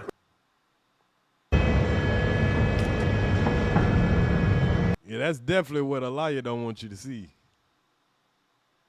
Now let's hear Jared Stackhouse out his own mouth. To kind of be injured, watching this whole new team talk about making the playoffs for the first time in however long, and then watching the team that I just left, you know, go off and win a championship. Oh yeah, so you was in there. So here's Gil on his show. And I hope I don't get copyright claim for this. I'm going to try to do it the fair way. This is for education and commentary and documentary purposes. This, you know, we're trying to educate the people on the truth and how stupidity avoids the truth or try to drown out the truth. Because people could say something over and over and over, and people who don't critically think, they'll allow somebody else to think for them. So whatever they say, they'll make it truth. Year before I got there, where y'all talking about making the playoffs, and then when I got there, it was like rebuilding. Yes. Right? And you know, Eddie Jordan, you know, he coming in with the Princeton offense, man. It takes 2 years to even learn that shit. I ain't got 2 years to give, man. I'm in year 10 damn near right now. So it worked out. I mean, I had a great rapport. I did it the right way. I didn't go out, you know, in the paper saying I didn't want to be here. I went and had a conversation with Ernie. But that's about things. I use it. Listen, you approach the business and good things happen. All right, so Gil being the petty motherfucker that he is, he had to slip it in here about, you know, Kwame. You change. I use it. Listen, I use it to troll my teammate. Right? I use it. No, you know, I use it. So because you was hurt, you wasn't really around like that, right? So when, you know, all the bickering was going on with the young kids, right, trying to figure out whose team it was, and there was really some like.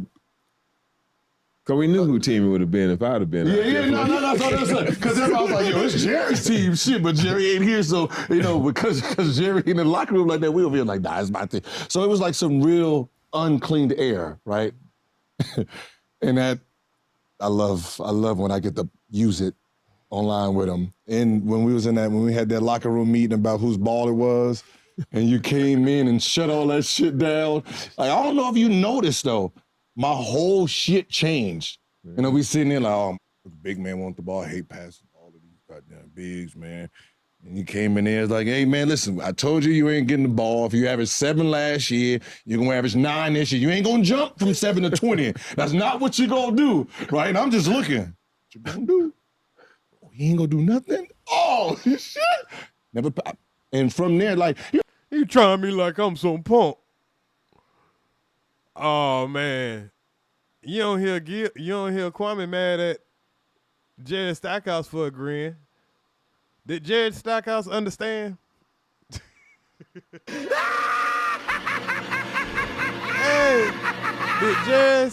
is Jared Stackhouse gonna understand what Gil is saying right now? Trying him like he's some punk. You just look for shit, right? That was just truth, though, man. It's like you just don't see the Jimmy Butler model that back then, right? Jimmy Butler averaged, 4 points, and all of a sudden he's, you know, in a few years he averaged 25. Most of the guys at least average 10 of 12, and then they make a jump to 20. You just don't have guys that average single-digit numbers, and so it was just like when they was coming in there talking that, and like I said, this boy tell everything, though. That stuff was never supposed to leave. I know, hey, man, listen. Oh, he ain't supposed to leave the locker room when the nigga get punked in the locker room. Except for when the nigga that got punked in the locker room want to come on the internet and try to act tough. See,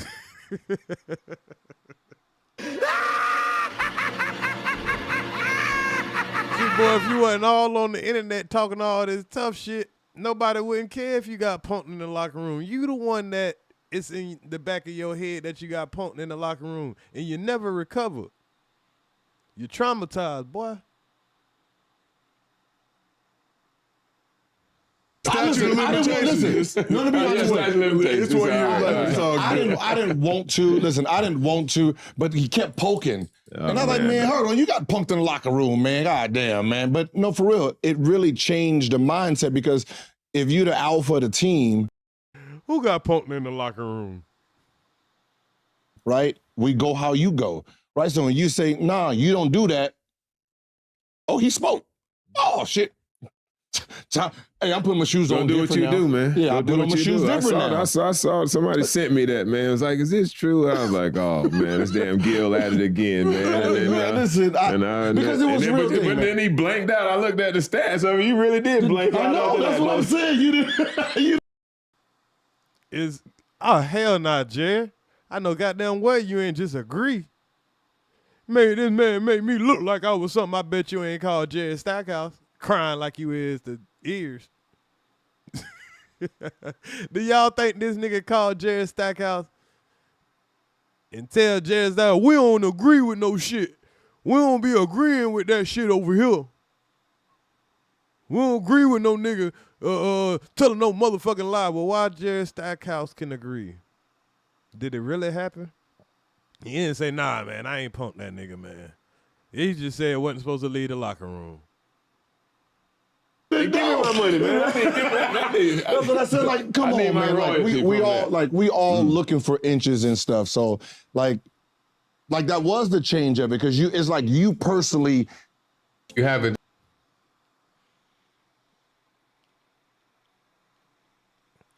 So yeah, I'm gonna leave it at that part right there. I ain't gonna play too much of it. I don't want to get a strike. He might got them, them people working for him. So, but y'all get the gist of it.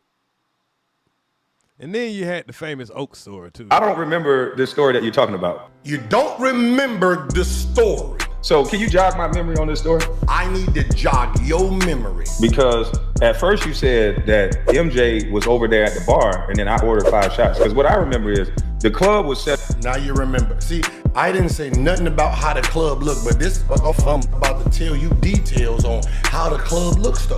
I remember being in a section that's like up on a little level when you buy a table and there's like 2 flights of stairs and then there's a bar across the area. I remember having 2 shots. Now, back in them days, per shot may have been $10 of hen doggy dog. And back then, I was drinking bottles of hen. So I don't even know why I would need it shots. I would order the bottle.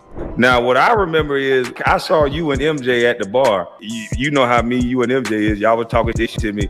I took 2 or 3 shots with y'all. Back then, I was drinking bottles of hen. So I don't even know why I would need it shots. I would order the bottle. I didn't get that. This 50 Cent and T.I.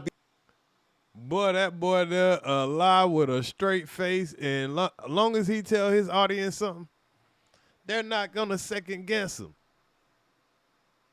Back then, man, why would I be taking shots? Yeah, when he talking to Oak, yeah, man, remember y'all was playing with me, y'all was calling me all type of bitch ass niggas and digging the booty ass niggas and shit. Y'all remember? That's how he tried to paint it out when he was talking to Oak. Yeah, you know how you and MJ play with me. And he said, man, me and you had a problem. Nah, we ain't got no problem. We used to just smack the shit out your bitch ass. Make you go goddamn get our donuts and shit like that. Yeah. That boy was terrified of Oak. Oak downstairs.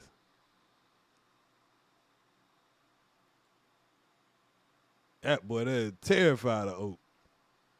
So let's play a little bit more of it, y'all. But we definitely gonna be on the series of this. Let's listen to just a little bit more, and then y'all just stand by for part 2. Because I gotta make a little room on this show to play the last little bit of our stupidity video. so y'all can learn about why stupid people exist, and y'all will see in real time what's going on. So I hope y'all. I don't want this video to be too long where people can't watch the playback.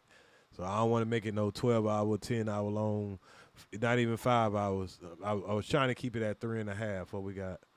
Yeah, I'm gonna try to keep it at like 3 1/4 or something, like 3/4. So that way it's cool for the playback. But let's continue on.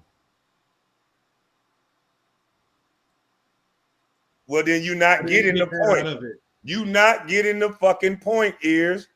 The man has been coming to you telling you on internet that I'm a big old pussy. Nah, bro, you a big old coochie. So was Gil accurate when he came on here and kept calling Kwame a big ass pussy? And we gonna clean it up and just call him a big ass coochie.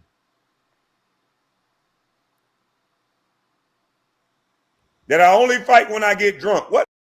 Yeah, that sound about right. You like to, look like you like to chase around women.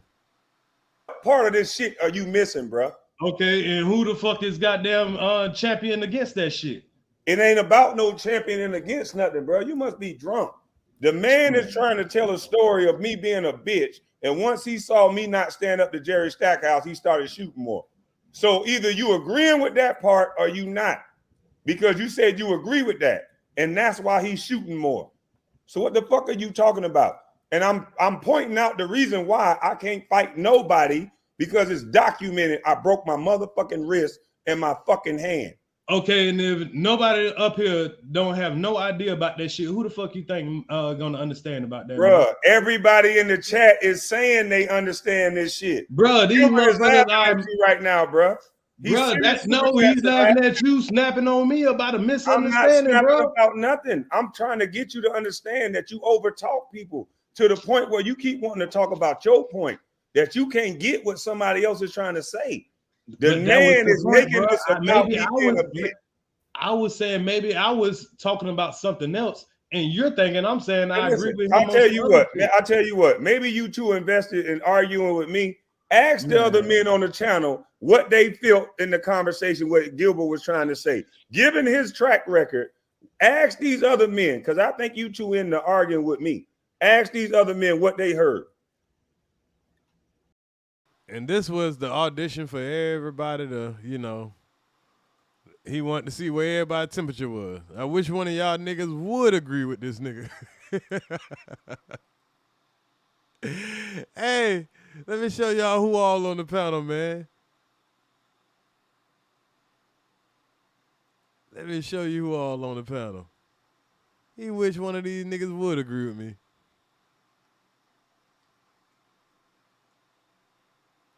You got Will Allen, you got Biz, and you got Cortez. Which one of these niggas you think gonna agree with me? Get their ass thrown out. Nobody wasn't about to stand up for no damn EARZ. What the fuck?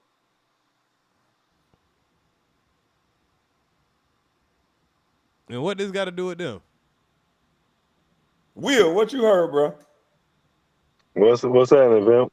What you heard from that conversation? Hey, you gonna let old boy back up here, man? Cause I got something in all that bullshit. I want to ask him a question. Will want to prove his loyalty. Like, yeah, I'm about to show you how to do it, EARZ. I'm about to cuss that bitch ass nigga out. I'm gonna call him all kind of. I'm gonna tell that nigga, let's meet up to fight. That nigga was about to he wanted to prove himself. Yeah, silly. He dropped down on his own. But I want to know what the other men on this panel, given everything that Gil has been saying, I ain't got no house, I ain't got no future, I ain't got no yard. I don't know why a bitch want to be with him. He's making me try to look weak, like he's been doing. And then EARZ says he's agreed with him shooting more, when that's the whole premise about the whole situation. So, and that's how he feel, y'all. This boy is so hurt about what this man said to him. Because he got punked in the locker room. And he's just making up shit in his head. So what did you guys get out the whole situation? So So I was gonna ask Silly a question, like, cause it's pertaining whatever you speaking on. But see, the thing is, I remember like he want to see who done memorize the motherfucking the Martin Luther Kwame speech. Who gonna say what Kwame want to say? And like 50 Cent used to say, nigga, you forget what to say in your rhyme, just say G unit. So, if you don't know what to say, just say it's all about who we like, or Silly Gilly, or man, Gil just be trying to manipulate people. Say one of the famous quotes that Kwame done said if you want to goddamn pass this test. he just described a situation in a locker room, right? Between what he felt and then what he did. So then I remember a while after that, you guys was in a nightclub. And he ain't gonna speak of nothing that was just talked about. He gonna tell you about a story that Kwame told that made Kwame the hero. And I've done that for Kwame. Fuck with Gil, you know what I'm saying? Make Kwame look like the hero. I did it in the video. Like, hey, didn't you get pat down in the locker room? That's one of Kwame, that one of them things that make Kwame look, like the big guy. Just trolling. But now we dead ass serious.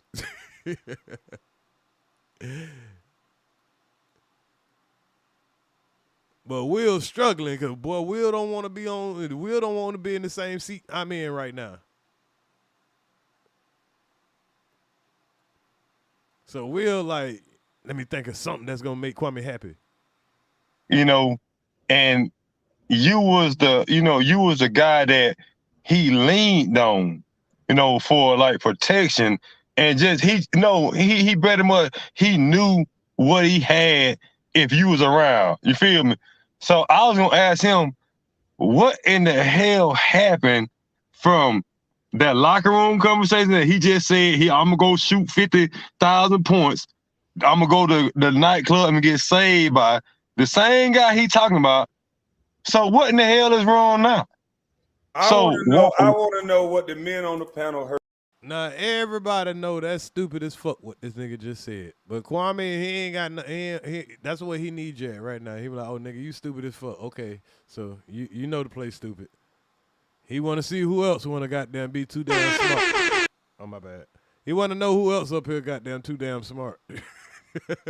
Kwame, I wanted to speak on it. I actually listened to the whole thing. Now listen to this nigga. Here this nigga go. Kwame, I'm a teacher. I raised my hand. Look, teacher. Look, I raised my hand, teacher. I got the right answer. So Kwame, I watched everything, and yeah, you ain't do nothing wrong, Kwame. I watched it all. And with Gil is very slick. The whole thing was Gil wanted somebody to agree to what he was saying. He kind of framed the argument with what he was saying in terms of how he saw things in the locker room. And here got another person talking about somebody to agree. Because we done said agree so much, he done changed the whole narrative. Moved the whole goalpost. It done went from understand to agree now. And he wanted to see if he had them brainwashed. That's why he wanted to see, hey, what y'all think? Did I brainwash y'all enough? Y'all see what's going on? But he was really trying to get somebody to co-sign the fact of you not stepping up to the plate and allowing somebody to bet you, so you're not the leader of the team. When he got the co-sign, that's when he confirmed what he was saying. Right, because nothing he says makes sense. I never got the leader of the team. MJ was there. Jerry Stackhouse got signed. These are all facts people can look up. And ain't that's what I was pushing right along with him? He was agreeing with me. We both was saying the same thing. So now he's trying to, make a straw man argument. Jerry Stackhouse got signed for $49 million. Gilbert Arenas gets signed for $66 million. He brags about being the leader of the team. He brags about everything that's going on. When he's giving pushback, he wants to overtalk. But then when it's time for me to listen to this little bullshit ass story that he want to make me look weak because I didn't stand up to Jerry Stackhouse with a fight, when you can go look up at the University of Florida, Udonis Haslem has never come out and said what I was saying was wrong. So nigga, I'm not gonna let no nigga agree with a bitch ass nigga about me and on my manhood. I stomp around this bitch for real. He ain't gonna let nobody agree. Can you let anybody understand?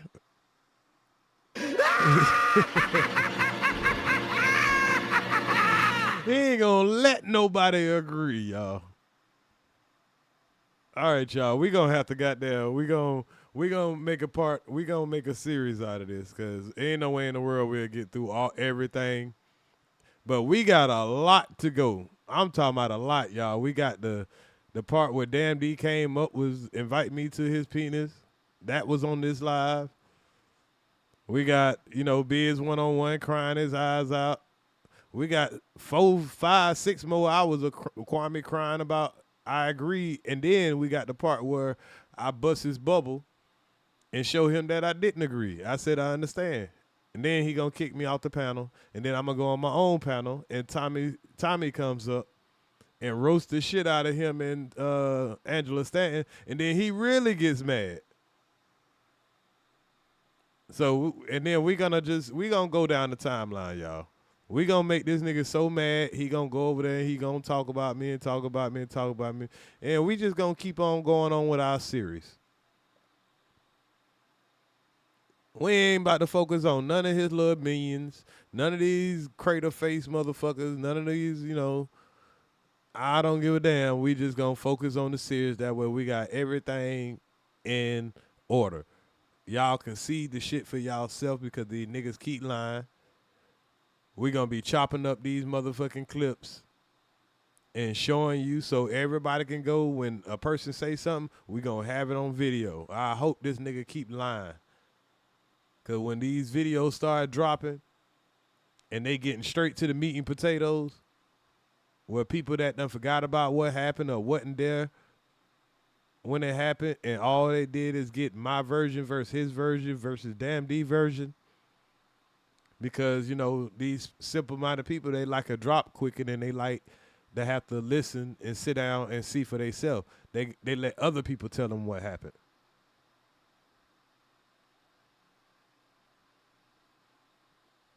You say, is she still around, Kwame Buslight channel, Angel S, EARZ, or she dipped? I don't know. I don't know about no Angel S.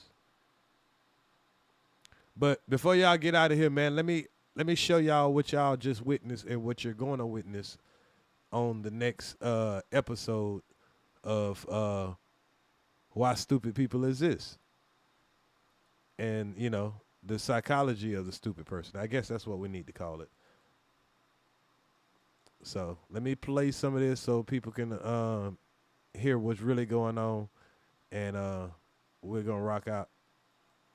Because stupid people never generate original thoughts that might Innovation requires questioning. Progress requires challenging existing beliefs. But the herd doesn't want any of that. The herd wants stability. And stupidity provides perfect stability. Because stupid people never generate original thoughts that might disrupt the consensus. Think about social groups you've been part of. What happened? Yeah, like Bus Life. Y'all think about social groups like Bus Life. Happens when someone questions the group's shared assumptions. They get shut down, told to stop overthinking, accused of being difficult. The group doesn't want examination, it wants agreement. And the person most likely to provide automatic agreement is the person who never thinks independently, the stupid person. Gustave Le Bon studied this in his work on crowd psychology. Yep, the person that never think independently. The stupid person. If you always thinking in order to make the people around you happy, and that's what you see as reality, you might be a little stupid. Now, if you're going to play stupid, some people just play stupid. They just understand, hey, I got to play stupid because I'm around a lot of stupid people. And it makes things easier. I'm not comfortable with that. psychology. He observed that when people form groups, their collective intelligence drops below the average intelligence of individuals. Why? Because groups punish individual reasoning and reward emotional conformity. In a crowd, the person who says, "Wait, let's think about this," gets trampled. The person who shouts, "Follow me," gets elevated. Laban watched this in political rallies, religious gatherings, mob violence. Every time the same pattern. Individual intelligence evaporates. Collective stupidity emerges. And the people who thrive in crowds are those who never thought individually in the first place. They were already operating on herd mentality, so they perfectly embody what the crowd wants. This is why demagogues are often genuinely stupid, not cunning masterminds, just stupid people who naturally speak the language of the herd.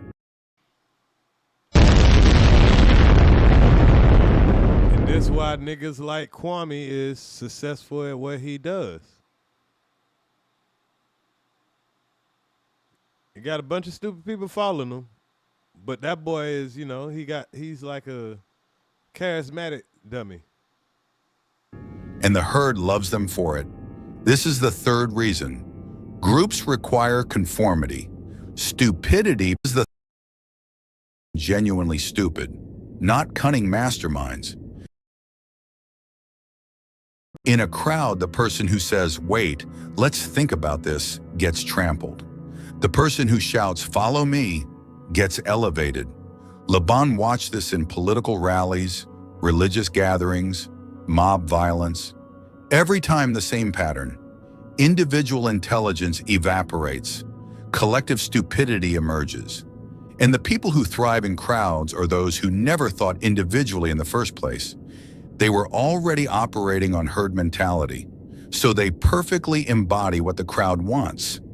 This is why demagogues are often genuinely stupid, not cunning masterminds, just stupid people who naturally speak the language of the herd.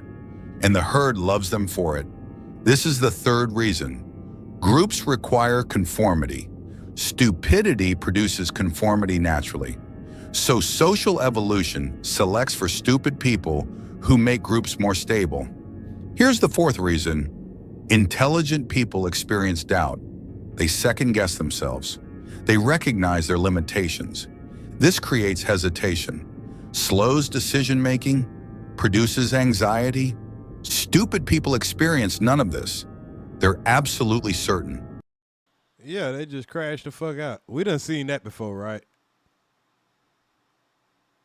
Stupid people, they had the most problems. Why? Because they don't think about shit before they do it. Always confident, never paralyzed by overthinking, and in many contexts, this is an advantage. Schopenhauer. Right, because, you know, you're going to have some stupid people that just get lucky. They'll try some reckless ass shit and it actually work. And a smart person like, man, I wouldn't even have did that dumb ass shit, but hell, if it's successful, it'll work. But you'll have somebody that do it and not be successful, and you're like, damn, you're stupid as fuck. Observed that the people who act most decisively, like a person that might rob a bank, you got to be somewhat stupid to try to do it.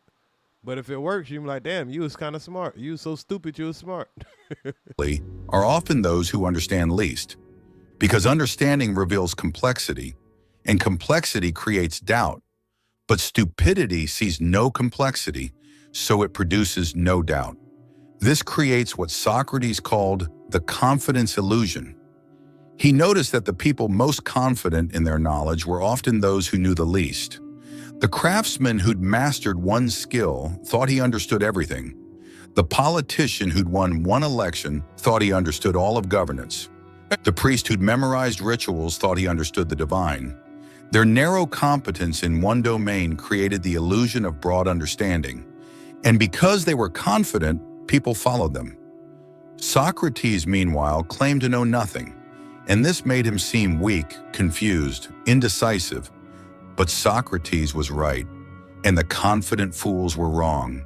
Yet society followed the fools, because confidence is more compelling than accuracy. This pattern persists today. Watch who gets leadership positions, who gets platforms, who gets followed. Is it the person who admits uncertainty and explains complexity, or the person who projects absolute certainty and offers simple answers? The second one. Every time. Because doubt, even justified doubt, looks like weakness, while confidence, even unjustified confidence, looks like strength. And humans are wired to follow perceived strength. So stupid people, unburdened by the doubt that comes from actual understanding, rise to positions of influence, not because they're better leaders, because they're more confident. And their confidence comes from not knowing enough to doubt themselves. This is the Dunning-Kruger effect playing out across society. The incompetent over... They have a whole term for this type of shit, yeah, the Dunning-Kruger effect. Y'all can research that yourself. And you can ask yourself, is that what we're witnessing? Overestimate their abilities because they lack the competence to recognize their incompetence.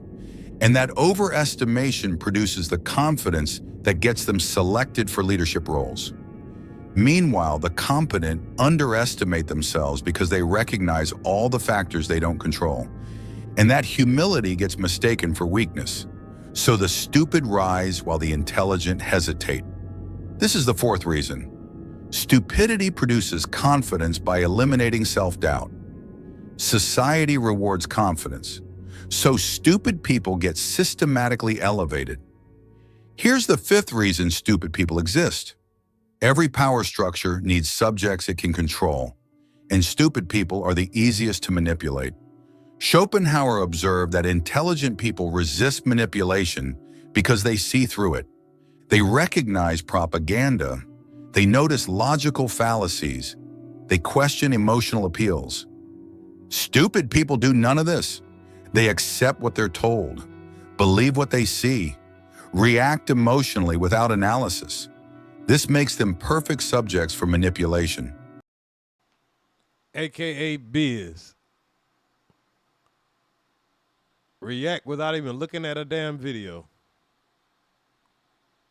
So I think we're going to ride out with just stopping right there. We will play some more of that video, but I'm going to drop the link to that video in case anybody wants to, you know, go check it out and sub up to a channel that I highly enjoy.